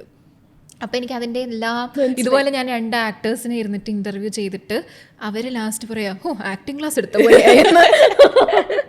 ഞാൻ പറഞ്ഞല്ല, എനിക്കറിയാം. അല്ല, അപ്പം അത് കേൾക്കുമ്പം ആളുകൾക്കും ഇഷ്ടപ്പെടില്ലേ, ഓ ഇങ്ങനെയൊക്കെ ആയിരുന്നല്ലേ എന്ന് ചിന്തിക്കാൻ പറ്റുമല്ലോ. വലിയ വലിയ ആക്ടേഴ്സ് വന്നാലും ഞാൻ ചോദിക്കും, അപ്പം പ്രശ്നം തീർന്നു. ഇതിലും ചെറുതാൾ വന്നാലും ഞാൻ ചോദിക്കും. അങ്ങനെ വലിപ്പച്ചെറുപ്പമൊന്നുമില്ല, മനസ്സിലായില്ലേ? ഞാൻ ചോദിച്ചത് എന്താണെന്ന് അറിയാം, ഇപ്പം എഴുതിയ സിനിമ തന്നെ വെച്ച് പറഞ്ഞാൽ മതി. അതായത് തലയിൽ വരുന്ന ആശയം ഇത്ര വലിയ സ്ക്രിപ്റ്റ് ആക്കി മാറ്റണ്ടേ, അതായത് രംഗങ്ങളാക്കണം, അല്ലെങ്കിൽ എന്താ പറയുക ആക്ടേഴ്സ്, അവിടെ വരുന്ന കഥാപാത്രങ്ങൾ എത്ര ഉണ്ട്, അങ്ങനെ ഓരോന്ന് ഡീറ്റെയിൽ ആയിട്ട് ചിന്തിച്ച് എഴുതി വരുമ്പോഴത്തേക്കിനും ഭയങ്കര ബുദ്ധിമുട്ടല്ലേ. ഞാൻ എപ്പോഴും ചിന്തിക്കുന്നൊരു കാര്യം, ഇവരെങ്ങനെയാണ് ഈ ചെറിയൊരു ഐഡിയയെ ഇങ്ങനെ എഴുതിയെടുക്കുന്നത് എന്നുള്ളത്. ആ ഒരു ട്രാൻസ്ഫോർമേഷൻ ലോങ് പ്രോസസ്സാട്ടോ. അതായത് ഇപ്പം നമ്മൾ ഫസ്റ്റ് നമുക്കൊരു ഐഡിയയിൽ നിന്ന് സ്റ്റാർട്ട് ചെയ്യാം. ഇപ്പോൾ ഒരു ഐഡിയ മനസ്സിലേക്ക് വരുന്നു, ഞാൻ ഈ കഥ പുറത്താവോ ഇല്ല, ഇല്ല. അതായത് ഇപ്പോൾ സൂപ്പർ ഹിയറിംഗ് എന്ന് പറഞ്ഞ ഐഡിയ വരുന്നത് എങ്ങനെയാണെന്ന് വെച്ച് കഴിഞ്ഞാൽ, ഞങ്ങളുടെ അടുത്ത് വേറൊരു സ്ക്രിപ്റ്റ് ആയിരുന്നു. ഞങ്ങൾ അതായിട്ടായിരുന്നു ഈ 2 വർഷം സാമ്പത്തികശാസ്ത്രം കഴിഞ്ഞ് ഈ 2 വർഷമായിട്ട് സിനിമ ഇറങ്ങാത്ത എന്താണെന്ന് വെച്ച് കഴിഞ്ഞാൽ, ഞങ്ങളുടെ അടുത്ത് വേറൊരു സ്ക്രിപ്റ്റ് ഉണ്ടായിരുന്നു. ഞങ്ങൾ അതായിട്ട് നടക്കുമായിരുന്നു. അതിനിടയിൽ ഒരു പ്രൊഡക്ഷനിൽ ലോക്കായി, അങ്ങനെയൊക്കെ കുറേ ഇഷ്യൂ. അപ്പം അതൊക്കെ കഴിഞ്ഞിട്ട് ശ്യാമിന് അൻവർ റഷീദ് എന്ന് പറഞ്ഞാൽ ഗോഡ ദൈവ. അപ്പോൾ അൻവർ റഷീദിനെ കാണാൻ വേണ്ടിയിട്ട് പോയി, ഈ സ്ക്രിപ്റ്റായിട്ട് പോയി. പുള്ളി കഥ കേട്ടു. പുള്ളി പറഞ്ഞു, പഴയ സ്ക്രിപ്റ്റിൻ്റെ കാര്യമാണ് പറയുന്നത്, കേട്ടിട്ട് ഭയങ്കര ഇഷ്ടപ്പെട്ടു.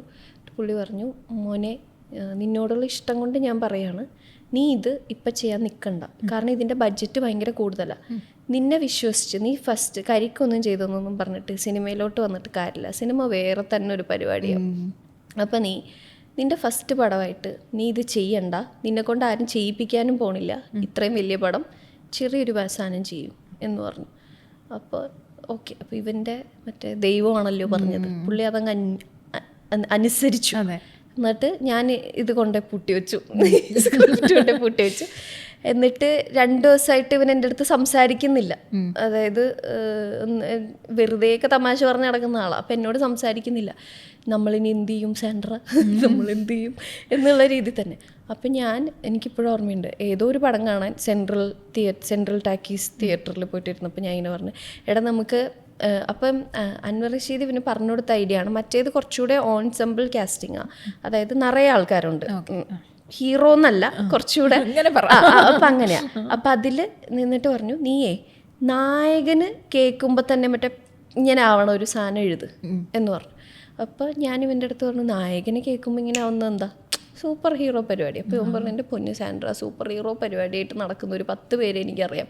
അങ്ങനെ ഞാൻ പറഞ്ഞു, അങ്ങനെയാണെങ്കിൽ നമുക്ക് ചെറിയൊരു സാധനം പിടിക്കാം, ചെറിയൊരു സൂപ്പർ. ഇപ്പോൾ ഫോർ എക്സാമ്പിൾ സൂപ്പർ ഹിയറിംഗ് എന്നൊക്കെ പറയില്ലടാ, ആ ഫോർ എക്സാമ്പിളിലാണ് ഈ ഐഡിയ വരുന്നതെന്നാണ് എൻ്റെ പോയിന്റ്. അത് ഫോർ എക്സാമ്പിൾ സൂപ്പർ ഹിയറിംഗ് ഒക്കെ വരില്ലടാ, അപ്പം അങ്ങനെ എന്തെങ്കിലും പരിപാടി പിടിക്കാം, വല്ല മെഡിക്കൽ എക്സ്പെരിമെൻറ്റിൻ്റെ ഭാഗമായിട്ട് സൂപ്പർ ഹിയറിംഗ് കിട്ടുന്നു, അങ്ങനെയൊക്കെ ഞാൻ പറഞ്ഞു. അത് കഴിഞ്ഞിട്ട് നോക്കുമ്പോൾ എന്നിട്ട് ഞങ്ങളൊരു കഥ വർക്ക് ചെയ്തു. അത് കഴിഞ്ഞ് നോക്കുമ്പോൾ ഗോളം എന്ന് പറഞ്ഞ സിനിമ ഇറങ്ങി. അപ്പം അതിൽ ഈ മെഡിക്കൽ എക്സ്പെരിമെൻ്റ് പരിപാടിയാണ്. ഡൺ, കഴിഞ്ഞു, പരിപാടി കഴിഞ്ഞു, ഓക്കെ, ഇനിയിപ്പോൾ പരിപാടി നടക്കില്ല. അങ്ങനെ വിട്ടു. അത് കഴിഞ്ഞ് പിന്നെ വേറൊരു രീതിയിൽ ഇതിനെ വർക്ക് ചെയ്തു. അങ്ങനെ വർക്ക് ചെയ്തിട്ടാണ് ഇപ്പോഴുള്ള ഫേസ് വരെ എത്തിയത്. അപ്പോൾ ആ ഇനിഷ്യൽ ഇതിൽ നിന്ന് ഈ സൂപ്പർ ഇയറിംഗ് എന്നുള്ള സാധനം മാത്രമേ വന്നുള്ളൂ, ബാക്കിയെല്ലാം മാറി. ഇപ്പം വേറൊരു പരിപാടിയിലോട്ട് വന്നു. അത്രയും ഡെഡിക്കേഷൻ വേണം ശരിക്കും അല്ലേ, ഇങ്ങനെ വർക്ക് ചെയ്ത് ഇതൊരു ഡിസ്കഷനിലാന്ന് വെച്ചാൽ ഞങ്ങൾ വേറൊന്നും സംസാരിക്കുന്നില്ല ജീവിതത്തിൽ. ഇവനാണെങ്കിൽ ഡെയിലി രാവിലെ എൻ്റെ വീട്ടിൽ വരും, എന്നിട്ട് എന്നെ വിളിക്കും വർക്ക് ചെയ്യാം.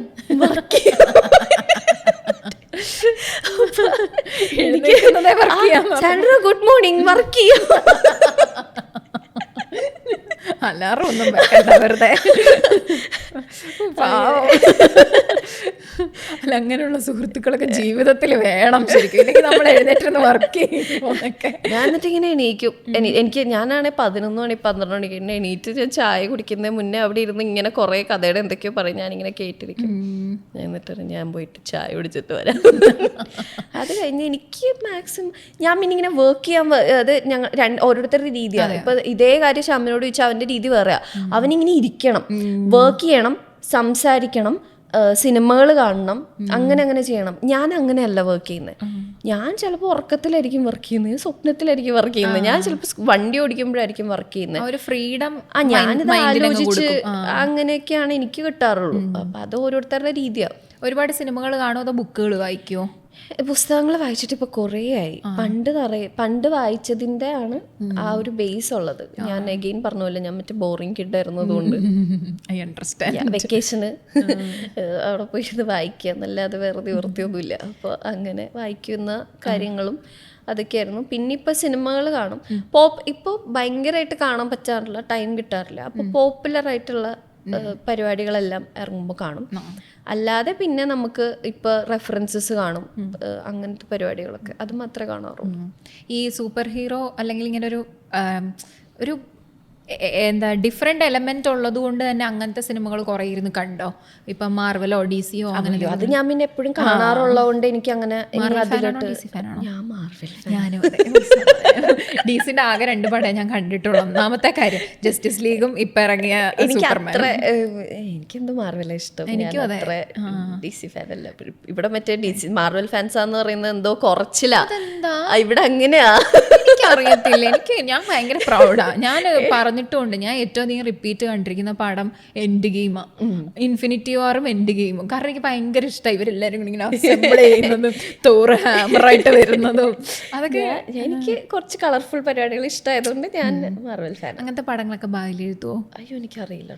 ഒന്ന് നമ്മൾ അങ്ങനത്തെ പടങ്ങളെ കുറിച്ച് നമ്മൾ ഇത്രയും ചെറിയൊരു ഇൻഡസ്ട്രിയിൽ നിന്ന് ഒന്ന് വെച്ചാൽ അതുപോലെ എന്തെങ്കിലുമൊക്കെ പറ്റുമായിരിക്കും. പക്ഷെ ഇപ്പം മലയാള സിനിമ ഭയങ്കരമായിട്ട് വളർന്നുകൊണ്ടിരിക്കുകയല്ലേ, ബഡ്ജറ്റ് കൂടുന്നില്ലല്ലോ. അത് ശരിയാണ്. അതായത് നമ്മളിപ്പോൾ ചുമ്മാ ഒരു മാപ്പ് ആലോചിച്ച് നോക്കിയേ ഇന്ത്യയുടെ, അതിൽ തമിഴ്നാട് എന്തോരം ഉണ്ട്, കേരളം ഇത്രേ ഉള്ളൂ. ഇത്രയും ജനങ്ങളല്ലേ സിനിമ കാണുന്നുള്ളൂ. അപ്പം നമുക്ക് അത്രയും ബഡ്ജറ്റിലല്ലേ പ്രൊഡ്യൂസ് ചെയ്യാൻ പറ്റുന്നുള്ളൂ. പിന്നെ ഇനി അത്രയും പാൻ ഇന്ത്യൻ ലെവലിലോട്ടൊക്കെ ഇപ്പോഴും ഈ പറഞ്ഞ 100 കോടി അങ്ങനെ കളക്ട് ചെയ്യുന്നതൊക്കെ അവിടെ പോയും കൂടി അടിച്ചിട്ടാ. അപ്പം ആ ഒരു ഇതുണ്ട്, ആ ഒരു ബഡ്ജറ്റ് കൺസ്ട്രെയിൻ ഇവിടെ ഉണ്ട്. പക്ഷെ മിന്നൽ മുരളി വന്നപ്പോൾ എനിക്ക് ഭയങ്കര പ്രതീക്ഷയായി. അതായത് മിന്നൽ മുരളി മാത്രമല്ല കേട്ടോ, ചില പടങ്ങൾ അതാ ഒരു സ്റ്റാർട്ടിങ് ട്രബിൾ ഉണ്ട്. ഇപ്പോൾ ഒരുപാട് ഈ പറഞ്ഞ ഫാന്റസി ജോണറിൽ സിനിമകൾ എനിക്കിപ്പോഴും ഓർമ്മയുണ്ട്. ഞാൻ ഇബിലിസ് എന്ന് പറഞ്ഞ സിനിമയില്ലേ, ഫസ്റ്റ് ഷോ കാണാൻ പറഞ്ഞു. കാരണം ഞാൻ ഭയങ്കര ഇതായിട്ടാണ് പോകുന്നത്, അതായത് ഫാന്റസി ജോണറിൽ. കാരണം എൻ്റെ ജോണർ അതാ. അപ്പോൾ എനിക്ക് ദൈവം ഈ ജോണറിൽ എന്തെങ്കിലുമൊക്കെ ഒന്ന് ഈ നാട്ടിൽ വന്ന് ഹിറ്റ് അടിച്ചിരുന്നെങ്കിൽ എന്ന ആഗ്രഹം ഉണ്ടായിരുന്നു. അപ്പം അങ്ങനെ ഞാൻ പോയി കാണാൻ പോയ ഇതെനിക്ക് തോന്നുന്നുണ്ട്. അതേപോലെ ഇപ്പം മിന്നൽ മുരളിയും അങ്ങനെ കുറെ പടങ്ങൾ വന്നതിന് ശേഷം പടക്കളം വന്നു. അപ്പൊ ഇതൊക്കെ ഹിറ്റ് അടിക്കുന്നത് ഇനി അങ്ങോട്ടേക്ക് ഇങ്ങനത്തെ സാധനങ്ങൾ വരാനുള്ളതിന് ഭയങ്കര ഹെൽപ്ഫുൾ ആവും. ആൾക്കാർ ഓപ്പണാ. അതായത് എൻ്റെ അടുത്ത് പണ്ട് ഞാൻ പറയുന്നത് ഈ പറഞ്ഞ 2018 ഒരു ടൈം ലൂപ്പ് ഉണ്ടായിരുന്നു. അന്ന് നമ്മൾ ഈ ടൈം ലൂപ്പായിട്ട് നടക്കുമ്പോൾ ആൾക്കാർക്ക് ടൈം ലൂപ്പ് എന്താണെന്ന് അറിയില്ല, കേട്ടിട്ടില്ല ആൾക്കാർ. ഞാൻ റിസൈൻ ചെയ്തു എന്ന് പറഞ്ഞത് ഈ കഥ കാരണം. എനിക്ക് അത്ര ഇഷ്ടപ്പെട്ടൊരു കഥയായിരുന്നു. അപ്പോൾ ടൈം ലൂപ്പ് അറിയില്ല, പ്രൊഡ്യൂസേഴ്സിന് അറിയില്ല. അന്ന് എനിക്ക് 20 വയസ്സ്, ഞാൻ കാണുന്ന പ്രൊഡ്യൂസറിന് 40-45 വയസ്സ്. ഇവർക്ക് നമ്മൾക്ക് ഈ ഐഡിയ കമ്മ്യൂണിക്കേറ്റ് ചെയ്ത് കൊടുക്കാൻ പറ്റുന്നില്ല. അവിടെ നിന്ന് ഇപ്പോൾ ഇപ്പതേ ടൈം ലൂപ്പ് വരും, നോക്കിക്കോ. അടുത്തൊരു 6 months first Malayalam time loop പടം വന്നിരിക്കും. അതെ, ഉറപ്പാ. അതല്ല, ഞാൻ വേറൊരു കാര്യം പറഞ്ഞു, ആരും വിശ്വസിക്കാൻ പോകുന്നില്ല എന്ന് എനിക്കറിയാം, പക്ഷെ ഞാനിത് പറഞ്ഞ ആളുകൾ ഇത് കാണുവാണെങ്കിൽ വിശ്വസിക്കാം. ഞാൻ കോവിഡ് സമയത്ത് നിലിൻ്റെ പോഡ്കാസ്റ്റിൽ ഞാനിരുന്ന് കഥ പറഞ്ഞു. ഈ കോവിഡിൻ്റെ സമയത്ത് കുറേ സമയം വെറുതെ ഇരിക്കാനുണ്ടല്ലോ, അപ്പോൾ കുറേ സീരീസും കുറേ കാര്യങ്ങളൊക്കെ കണ്ടു. അപ്പോൾ അൺബിലീവബിൾ എന്ന് പറഞ്ഞിട്ടുള്ളൊരു ലിമിറ്റഡ് സീരീസ് അതെന്നെ ഭയങ്കരമായിട്ട് അങ്ങ് ഡിസ്റ്റർബ് ചെയ്തു തന്നെ അങ്ങ്. കാരണം അതിൽ സ്ത്രീകളാണ് മെയിൻ കഥാപാത്രങ്ങൾ, സ്ത്രീകളെ കുറിച്ചിട്ടുള്ള കാര്യങ്ങളാണ് പറഞ്ഞിരിക്കുന്നതും. അപ്പം എനിക്ക് അങ്ങനെ ഒരു കഥ വരണം, മലയാളത്തിൽ വരണം എന്ന് എനിക്ക് ഭയങ്കര ഇതായി. വാശി കുറച്ച് അങ്ങനെയല്ലേ? വാശി ഞാൻ കണ്ടിട്ടില്ല. വാശി കുറച്ചങ്ങനെയാണ്. അല്ല, വാശിയല്ല, വാശി വാശി കുറച്ചുകൂടെ മറ്റേ സീരീസ് പോലെ, എന്താ അനാറ്റമി ഓഫ് എ സ്കാൻഡൽ പോലെ.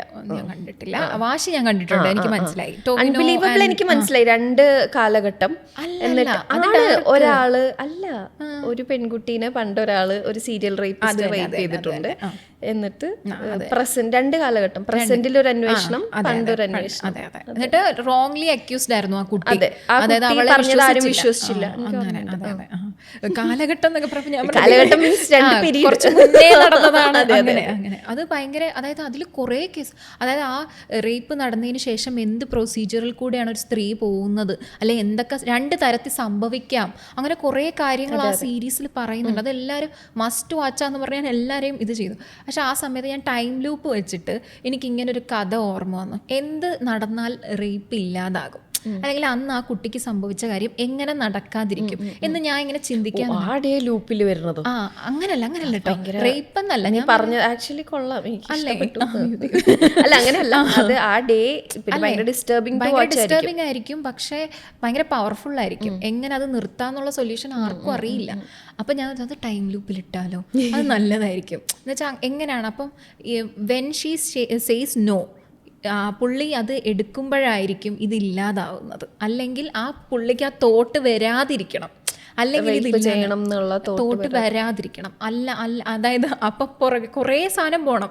ഇത് ഭയങ്കര വലിയ സീരീസ് ആക്കിയൊക്കെ ഇറക്കാൻ പറ്റുള്ളൂ. എന്നിട്ട് ഞാൻ അന്ന് എനിക്കറിയാവുന്ന കുറച്ച് ഡയറക്ടേഴ്സിനോടൊക്കെ എനിക്ക് എഴുതാനൊന്നും അറിയത്തില്ല, പക്ഷെ നിങ്ങൾ ഇങ്ങനൊരു കഥ ചെയ്യണം കേട്ടോ, ഇതാണ് എൻ്റെ മനസ്സിലെന്ന് പറഞ്ഞാൽ ഒത്തിരി പേരോട് പറഞ്ഞാണ്. അപ്പോൾ ടൈം ലൂപ്പ് ഒത്തിരി ഇറങ്ങിയതല്ലേ. അല്ല, മാനാട് ഇറങ്ങി സമയത്താണ് ടൈം ലൂപ്പ്. ഇത് മാനാട് പോലല്ലേ? അപ്പൊ ഞാൻ പറഞ്ഞു, ഞാൻ മാനാട് ഒന്നാമത് കണ്ടിട്ടില്ല. ഞാൻ മറ്റേ ജാക്ക് ജിലൻ ഹോളിന്റെ മറ്റേ സോഴ്സ് കോഡ്, അന്ന് എനിക്ക് ആ പേര് ജാക്ക് ജിലൻ ഹോൾ എന്നുള്ള പേര് വന്നത് നിലിൻ സാൻഡർ ആയിരുന്നു. ഞാൻ അതുവരെ ആ പുള്ളിയുടെ പേര് പറയില്ലായിരുന്നു. Source code, edge of tomorrow time ലൂപ്പാണ്. ഒത്തിരി ഉണ്ട്, ഇപ്പോഴും ഇറങ്ങുന്നുണ്ട്. ടൈം ലൂപ്പ് എല്ലാ കാലത്തും ഇറങ്ങുന്നുണ്ട്. ഇംഗ്ലീഷിൽ കുറേ ഉണ്ട്, പക്ഷെ മലയാളത്തിൽ പുതിയതാണ്. അപ്പം മാനാട് ഇറങ്ങിയപ്പോഴത്തേനും എല്ലാവരും പറയും ഇത് മാനാടല്ലേ. അപ്പൊ ഞാൻ പറഞ്ഞു അങ്ങനല്ല, ഇത് വേറെ എനിക്ക് ഇഷ്ടപ്പെട്ടു. ഇത് ഞാൻ കണ്ടിട്ടില്ല ഇങ്ങനെ റേപ്പ്. അതായത് ബേസിക്കലി നമ്മൾ ടൈം ലൂപ്പ് വർക്ക് ചെയ്യുമ്പോൾ ഒരാളുടെ ഏറ്റവും വേഴ്സ്റ്റ് ഡേ ആയിരിക്കും റീക്രിയേറ്റ് ചെയ്യപ്പെടുക. എപ്പോഴും അങ്ങനെയായിരിക്കും. ഓൾമോസ്റ്റ് എല്ലാ പടത്തിലും ഒരാളുടെ ഏറ്റവും ബാഡ് ഡേ ആയിരിക്കും ലൂപ്പിലാവുക. അപ്പൊ നീ പറഞ്ഞ പോലെ റേപ്പ് ചെയ്യപ്പെടുന്നത് ലൂപ്പിലാവുന്നത് നല്ല ഐഡിയ ആണ്. പിന്നെ ഇതാണ് ഭയങ്കര ഡിസ്റ്റർബിംഗ് ആയിരിക്കും, സർട്ടിഫിക്കേഷൻ പ്രശ്നം വരും, അങ്ങനെ കുറെ പ്രശ്നങ്ങൾ. പക്ഷെ അതെല്ലാം മാറ്റി നിർത്തിയ ഭയങ്കര മെസ്സേജ് കൊടുക്കാൻ പറ്റുന്ന ഒരു കഥയാണ്. ഞാൻ ഓർത്തപ്പോൾ എന്താണ് ഇതിന്റെ സൊല്യൂഷൻ, അതില്ല, വേണേ അങ്ങനെ എൻഡ് ചെയ്യാം, like there is no end to this എന്ന് പറഞ്ഞിട്ട് അതിങ്ങനെ ആളുകളെ എഡ്യൂക്കേറ്റ് ചെയ്യാൻ എടുക്കാനൊക്കെ പറ്റിയൊരു സാധനമാണ്. പക്ഷെ എനിക്ക് അതിനുള്ള കപ്പാസിറ്റി ഇല്ലയെന്ന് എനിക്കറിയാം. എനിക്കിത് എഴുതാനോ അത് എക്സിക്യൂട്ട് ചെയ്യാനോ അതിൽ അഭിനയിക്കാൻ പോലും എനിക്ക് കഴിവില്ല എന്ന് എനിക്കറിയാം. പക്ഷെ ഇത് വരണം എന്ന് ഞാൻ ഒത്തിരി പ്രാർത്ഥിക്കുന്ന ഇതാണ്. എപ്പോഴെങ്കിലും ആർക്കെങ്കിലും തോന്നണമെന്ന് എഴുതണം. ഐഡിയ ഒന്നും ഇരുന്നിങ്ങനെ പോഡ്കാസ്റ്റിൽ പറയുന്നത് ഞാൻ കോപ്പിറൈറ്റ് കൊടുത്തിട്ട് ഞാൻ കോപ്പിറൈറ്റ് കൊടുക്കും. ഞാൻ ടെലികാസ്റ്റ് ചെയ്യുമല്ലോ, എന്നിട്ട് ഇതിൽ നിന്ന് അടിച്ച് ആരിറക്കിയാലും ഞാൻ കൊണ്ട് കോപ്പിറൈറ്റ് കൊടുക്കും. എൻ്റെ കയ്യിൽ പ്രൂഫ് ഉണ്ടല്ലോ, ഞാൻ ഇവിടെ പറഞ്ഞത്. അതാണ് എപ്പോഴേലും എഴുതാൻ തോന്നുവാണ് എഴുതണം കേട്ടോ. എന്നോട് ചോദിച്ചാൽ മതി, എനിക്ക് തോന്നുന്ന ഇൻപുട്ടല്ല ഞാൻ തരാം. ഇവിടെ ഇരുന്ന് നമ്മൾ കഥ ഉണ്ടാക്കുമായിരുന്നു. പക്ഷെ എനിക്ക് അത്രയ്ക്കുള്ള വിവരം ഇല്ലയെന്ന് എനിക്കറിയാം. അങ്ങനല്ല, അതായത് ഒരു ഇന്റലക്ച്വൽ ആസ്പെക്ട് എനിക്കില്ല എന്ന് എനിക്കറിയാം. അതുകൊണ്ട് ഞാൻ ഇന്റലക്ച്വൽ ആയിട്ടുള്ള ആളൊന്നുമല്ല. ഞാൻ ഇന്റലക്ച്വൽ ആയിട്ടുള്ള ആളൊന്നുമല്ല. കഥ എഴുതുക എന്ന് പറയുന്നത് ഇന്റലക്ച്വൽ ആയിട്ട് ആവുന്നത്. കാരണം കാര്യങ്ങളെ പറ്റി വിവരം വേണം. അതായത് ഇപ്പം ഞാൻ ഒരു ഇപ്പം ഞാൻ പറഞ്ഞില്ലേ റേപ്പിനെ കുറിച്ച് എഴുതുക എന്ന്, sorry four using that word again and again, I am sorry. നമ്മൾ മ്യൂട്ട് ചെയ്യോ അത്? ഇല്ല, ഞാൻ അങ്ങനെ ആർക്കെങ്കിലും അത് ബുദ്ധിമുട്ട് തോന്നുവാണെങ്കിൽ ഓൾറെഡി സോറി പറഞ്ഞത്. അതിന് എന്തൊക്കെ പ്രൊസീജിയേഴ്സാണ് നടക്കുന്നത്, ഒരാൾ അതിൽ കൂടി പോകുമ്പോൾ എന്തെല്ലാം സംഭവിച്ചിട്ടുണ്ട്, അതൊക്കെ ഇരുന്ന് മനസ്സിലാക്കണം, അല്ലെങ്കിൽ അതിനെക്കുറിച്ച് പഠിക്കണം, റിസർച്ച് ചെയ്യണം. ആ സീരീസ് കണ്ടതുകൊണ്ട് മാത്രം എനിക്ക് പറ്റില്ല. കാരണം അതെന്ന് പറഞ്ഞാൽ ഭയങ്കര ഇമ്പോർട്ടൻ്റ് ആയിട്ടുള്ളൊരു, അവിടുത്തെ പ്രൊസീജിയേഴ്സ് ആയിരിക്കില്ല ഇവിടുത്തെ പ്രൊസീജിയേഴ്സ്. പിന്നെ കേരളത്തിലേക്ക് ആ ഷിഫ്റ്റ് വരുമ്പോഴത്തേക്കിന് എന്തെല്ലാം മാറ്റം വരും അല്ലേ? ഇപ്പം സൂപ്പർ ഹീറോ ഒരു ഫോർമുല അവിടെ ഉണ്ട്, ഇവിടെ വരുമ്പോൾ അത് സൂപ്പർ ഹീറോ, ആ സൂപ്പർ ഹീറോ അല്ല ഈ സൂപ്പർ ഹീറോ. അവിടുത്തെ സൂപ്പർ ഹീറോ മറ്റേ അയൺമാൻ മറ്റേ വലിയൊരു പെൻറ്റ് ഹൗസിൽ താമസിക്കുന്ന ആളായിരിക്കും, ഇവിടുത്തെ സൂപ്പർ ഹീറോ അങ്ങനെ ആയിരിക്കില്ല. അപ്പോൾ അങ്ങനത്തെ കുറേ കാര്യങ്ങൾ ഉണ്ട്. അപ്പം അതുകൊണ്ട് എനിക്ക് തോന്നുന്നു ഭയങ്കര വിവരം വേണം കഥ എഴുതാൻ വേണ്ടിയിട്ടെന്ന് എനിക്ക് തോന്നിയിട്ടുണ്ട്. വിവരം വേണ്ട എന്നോട് കുറേ പേരിങ്ങനെ ചോദിക്കുന്നുണ്ട്, ചേച്ചി എൻ്റെ അടുത്തൊരു കഥയുണ്ട്, ഇതൊന്ന് സ്ക്രിപ്റ്റ് ആക്കും. ഞാൻ പറഞ്ഞു അത് ആ ഫോർമാറ്റ് പഠിക്കുക, എന്നിട്ട് അതങ്ങ് ചെയ്യാന്നുള്ള. ചിലപ്പോൾ നമുക്കൊരു മികച്ച സാധനത്തിലോട്ടൊക്കെ ഇതിനെത്തിക്കാൻ കുറച്ച് റിസർച്ചും പരിപാടികളൊക്കെ വേണമായിരിക്കും. റിസർച്ച് എന്ന് പറഞ്ഞാൽ എന്താ, ഇപ്പം ഞാൻ ചെയ്യുന്ന രീതി എന്ന് പറഞ്ഞാൽ ഞാനൊരു ടൈപ്പ് ഓഫ് ഇപ്പം ഈ പറഞ്ഞ പോലെ ടൈം ലൂപ്പ് എന്ന് പറഞ്ഞ ഒരു കോൺസെപ്റ്റ് എൻ്റെ അടുത്ത് മുമ്പ് ഉണ്ടായിരുന്നത് കൊണ്ട് നീ ഇപ്പോൾ പറഞ്ഞ എല്ലാ ടൈം ലൂപ്പ് പടവും ഞാൻ കണ്ടിട്ടുണ്ട്, അല്ലെങ്കിൽ അറ്റ്ലീസ്റ്റ് എനിക്ക് ഇതിനെക്കുറിച്ച് അറിയാം, കേട്ടിട്ടുണ്ട്. ഞാൻ ഇങ്ങനെ ഒരു പടം ഉണ്ട്. ഇപ്പോൾ ചില പടങ്ങൾ ഞാൻ കണ്ടിട്ടില്ല, സീരീസുകൾ കണ്ടിട്ടില്ല, പക്ഷെ ഇങ്ങനെ ഒരു പടം ഇവിടെ ഉണ്ടെന്ന് എനിക്കറിയാം. ആ നോളജ് ഉണ്ടായാൽ മതി നമുക്ക്. നമ്മൾ എന്താണോ ചെയ്യാൻ പോകുന്നത് അതിനെക്കുറിച്ച് ഒന്ന് റിസർച്ച് ചെയ്തിട്ടുണ്ടായാൽ മതി. ഈ സിനിമയിൽ ഭയങ്കരമായിട്ട് ആക്റ്റീവായിട്ട് നിൽക്കുന്നവർ ഇൻസ്റ്റഗ്രാം പെയ്ഡ് പ്രൊമോഷൻസോ അല്ലെങ്കിൽ കോണ്ടന്റ് ക്രിയേഷൻസോ ഒക്കെ ചെയ്യുമ്പോൾ ഇതിനൊരു കോൺട്രാഡിക്ഷൻ വരുമോ? ഇപ്പം നിലീൻ്റെ ലൈഫിൽ അങ്ങനെ വന്നിട്ടുണ്ടോ? ഞാൻ ഈ സാമർത്ഥ്യശാസ്ത്രമൊക്കെ ഇറങ്ങുന്നതിന് മുന്നേ എനിക്കങ്ങനെ ഫോളോവേഴ്സ് ഒന്നും ഇല്ലായിരുന്നു. അപ്പം എനിക്ക് പക്ഷെ ഞാൻ ആഡ് ചെയ്യുമായിരുന്നു പണ്ട് മുതലേ. മോഡലിംഗ് ആഡ്സ്, മറ്റേ റാംബോക്ക് TVC ചെയ്യുമായിരുന്നു. അപ്പം അതിൽ നിന്ന് എനിക്ക് പേയ്മെൻറ്റ് കിട്ടുന്നതായിരുന്നു എൻ്റെ ആകെയുള്ള വരുമാനം. അവിടെ നിന്ന് ഇൻസ്റ്റഗ്രാം വന്നു, ഫോളോവേഴ്സ് വന്നു കഴിഞ്ഞപ്പോൾ എനിക്ക് ഒരു സൈഡിൽ കൂടെ മറ്റേ പൈസ കിട്ടി തുടങ്ങി. പക്ഷെ ഞാൻ പറയുന്നത് ഞാൻ ഭയങ്കര ഗ്രേറ്റ്ഫുള്ളാണ് ഇൻസ്റ്റഗ്രാം എന്ന് പറഞ്ഞ മീഡിയത്തിനോടും ഈ പരിപാടിനോടും. കാരണം അതുകൊണ്ട് മാത്രമാണ് എനിക്കിപ്പം ഫൈനലി പടം ഉണക്കാൻ പറ്റിയെന്ന് ഞാൻ എവിടെയോ വിശ്വസിക്കുന്നുണ്ട്. കാരണം അവിടെ നിന്ന് പൈസ കിട്ടുന്നതുകൊണ്ട് നമ്മളിത് ഈ ഡ്രീം ഗിവ് അപ്പ് ചെയ്തില്ല എന്നൊരു സാധനമുണ്ട്. അതുകൊണ്ട് തന്നെ ഞാൻ മറ്റേ ഭയങ്കര ഇൻസ്റ്റഗ്രാമിൽ കുറേ എത്തിക്സൊക്കെ വെക്കും. ഞാൻ അങ്ങനെ ടൂ മെനി സാധനങ്ങൾ പ്രൊമോട്ട് ചെയ്യില്ല, അങ്ങനെയൊക്കെ ചെയ്യും. അതായത് ഇപ്പോൾ ക്ലിനിക്സ് ഒക്കെ ഇല്ലേ, ഞാൻ ഒരു ക്ലിനിക്കിലാണ് പോകുന്നത്, ഞാൻ അത് മാത്രമേ പ്രൊമോട്ട് ചെയ്യുള്ളൂ. ഈവൻ ദോ വേറെ ക്ലിനിക്സ് എന്നൊക്കെ എനിക്ക് ഓഫേഴ്സ് വന്നാലും ഞാൻ ചെയ്യില്ല. അതേപോലെ മറ്റേ പ്രൊഡക്ട്സ് ആണെങ്കിലും ഞാൻ യൂസ് ചെയ്യുന്ന ചില സാധനങ്ങളൊക്കെ പ്രൊമോട്ട് ചെയ്യുള്ളൂ. കുറച്ച് പേടിയുണ്ട് എനിക്ക്, ഇനി എങ്ങാനും വല്ല മോശം സാധനങ്ങളൊക്കെ ആയിപ്പോയാലോ നമ്മൾ പറഞ്ഞു കേട്ടിട്ട് ആരെങ്കിലും ഉപയോഗിച്ചിട്ട് ഇതായാലോ. അപ്പം അങ്ങനെ പിന്നെ ഞാൻ പറഞ്ഞ പോലെ ഇവരോട് ഞാൻ ഭയങ്കര ഗ്രേറ്റ്ഫുള്ളാണ്. അത് കാരണം ഞാനത് ഭയങ്കര സൂക്ഷിച്ച് ചെയ്യാൻ നോക്കാറുണ്ട്. നമ്മൾ നേരത്തെ പറഞ്ഞ പോലെ ഇവിടുന്ന് കിട്ടുന്ന ആ പൈസ യൂട്ടിലൈസ് ചെയ്ത് സ്വപ്നത്തിൻ്റെ പുറകെ പോകേക്കാം എന്നുള്ളൊരു സ്ട്രാറ്റജി അല്ലേ? അത് ശരിക്കും നല്ലതാണ്. അല്ലെങ്കിൽ ഇപ്പം ഒരുപാട് ഓപ്പർച്യൂണിറ്റീസ് ഉണ്ട് ആളുകൾക്ക് സിനിമയിലേക്ക് എത്താനും, അല്ലെങ്കിൽ ആ പോസിബിലിറ്റീസ് എക്സ്പ്ലോർ ചെയ്യാനും ഒക്കെ. അതിന് ഭയങ്കര ഒരു മീഡിയമാണ് ഇൻസ്റ്റഗ്രാം അല്ലേ? പക്ഷെ എല്ലാവരും ഇങ്ങനെ പറയുന്നുണ്ട് കോണ്ടന്റ് ക്രിയേറ്റർ അല്ലെങ്കിൽ ഇങ്ങനെ ഇൻഫ്ലുവൻസർ ആണ് എന്നൊക്കെ പറയാൻ ബുദ്ധിമുട്ടുള്ളവരുണ്ട്. കാരണം ഞാൻ സിനിമയിലേക്കാണ് നോക്കുന്നത്, വെറുതെ ഇങ്ങനെ ചെയ്യുന്നതെന്നുള്ളൂ എന്ന് പറയുമ്പോൾ എനിക്ക് ഭയങ്കര വിഷമം വരും. അങ്ങനെയല്ല, അതായത് എനിക്കുണ്ട് കേട്ടോ. അതായത് നമ്മൾ ആരെങ്കിലൊക്കെ നമ്മളെ ഫോളോ ചെയ്യുമ്പോൾ ഈശ്വര ഇവരിനി ഇരുന്നിട്ട് ഇത് മൊത്തം കാണണമല്ലോ, മനസ്സിലായത്? നമ്മള് ചിലപ്പോൾ നമ്മൾ വളരെ പ്രൊഫഷണലി ഞാൻ ഈ പറഞ്ഞ പോലെ കഥയൊക്കെ പറഞ്ഞ് ഇമ്പ്രസ് ചെയ്തിട്ട് നാളെ ഇവർ നോക്കുമ്പോൾ ഉപയോഗിച്ചു അങ്ങനെ ഒരു ചമ്മലുണ്ട് എനിക്ക്. അല്ലാതെ പിന്നെ അത് ആ റിയാലിറ്റി ആയിട്ട് പ്രൊഫഷൻ ആണല്ലോ, അങ്ങനെ കണ്ടാൽ മതിയല്ലോ. അപ്പോൾ what influenced U most in your life? അതായത് എന്തായിരിക്കും, ബുക്കോ പേഴ്സണോ ഒരു മൊമെന്റോ ഒരു എക്സ്പീരിയൻസോ? ആരിങ്ങനെ ചോദിച്ചാലും എനിക്കിതിന് അറിയില്ല ഉത്തരം എന്താണ്. നല്ലൊരു ഉത്തരം. ഞാൻ പറഞ്ഞ ഞാൻ ഇതിനെക്കുറിച്ച് ഞാൻ വേറെ ഇൻ്റർവ്യൂസിലൊക്കെ ആൾക്കാരോട് ചോദിക്കുന്നത് കേൾക്കുമ്പോഴൊക്കെ ഞാൻ ആലോചിച്ചിട്ടുണ്ട്, എന്താ എന്നെ ഇൻഫ്ലുവൻസ് ചെയ്ത്, എന്താ എൻ്റെ റോൾ മോഡൽ ആരാ, എന്നെ മറ്റേ മുമ്പോട്ട് നയിക്കുന്നത്, ഇതൊന്നും അല്ല, ഇതിനൊന്നും എനിക്ക് ഉത്തരമില്ലെന്ന് ഞാൻ പറഞ്ഞു. അങ്ങനെയല്ല, ഈ ഒരു കാഴ്ചപ്പാട് മാറ്റിയൊരു നിമിഷമോ, അല്ലെങ്കിൽ ചിലപ്പോൾ എന്നെ കൊണ്ട് ഇത് പറ്റും എന്ന് തോന്നിയൊരു നിമിഷമോ, അങ്ങനെ എന്തെങ്കിലും ഒന്ന് കാണില്ലേ ജീവിതത്തിൽ? ഒരു ധൈര്യം തന്നൊരു നിമിഷമോ? ഒന്ന് ഇതൊരു നിമിഷത്തിലല്ലല്ലോ, ഒരു ഫുൾ ഒരു വലിയ ജേണി ആയതുകൊണ്ട് ആ പോകുന്ന പോക്കിലൊരു മൊമെന്റ് ഒന്നും ഇല്ല. അത് കുറെ കാര്യം 10 വർഷം എന്ന് പറയാല്ലേ, ഈ ശ്രമത്തിന്റെ 10 വർഷം മൊത്തത്തിലൊരു ഇൻഫ്ലുവൻസ് ആയാലും എവിടേക്കോ. പിന്നെ ഞാൻ പറഞ്ഞ പോലെ വേറൊന്നും ചെയ്യാൻ അറിയില്ല. അങ്ങനെ പറയല്ലേ, അതൊരു നല്ല കാര്യമായി. അപ്പൊ ഇത് തന്നെ നമ്മൾ ചെയ്യും. വേറെ എന്തെങ്കിലും ചെയ്യാൻ അറിയാമെങ്കിൽ ശ്രദ്ധയെല്ലാം അങ്ങ് തെറ്റിപ്പോവില്ലേ അങ്ങനെ. പക്ഷെ എന്തായാലും സിനിമ തുടങ്ങാൻ പോവാണ്. All the best. Thank you. എൻ്റെ എക്സ്പെക്റ്റേഷൻസ് ഒന്നും ഭാരമായിട്ട് എടുക്കണ്ട. ഇഷ്ടമുള്ള കഥാപാത്രങ്ങളൊക്കെ എഴുതുക, പറ്റുവാണെങ്കിൽ ഞാൻ പറഞ്ഞ പോലെ ഒരു കഥാപാത്രം എഴുതുക എന്നൊക്കെ, അങ്ങനെയേ ഉള്ളൂ.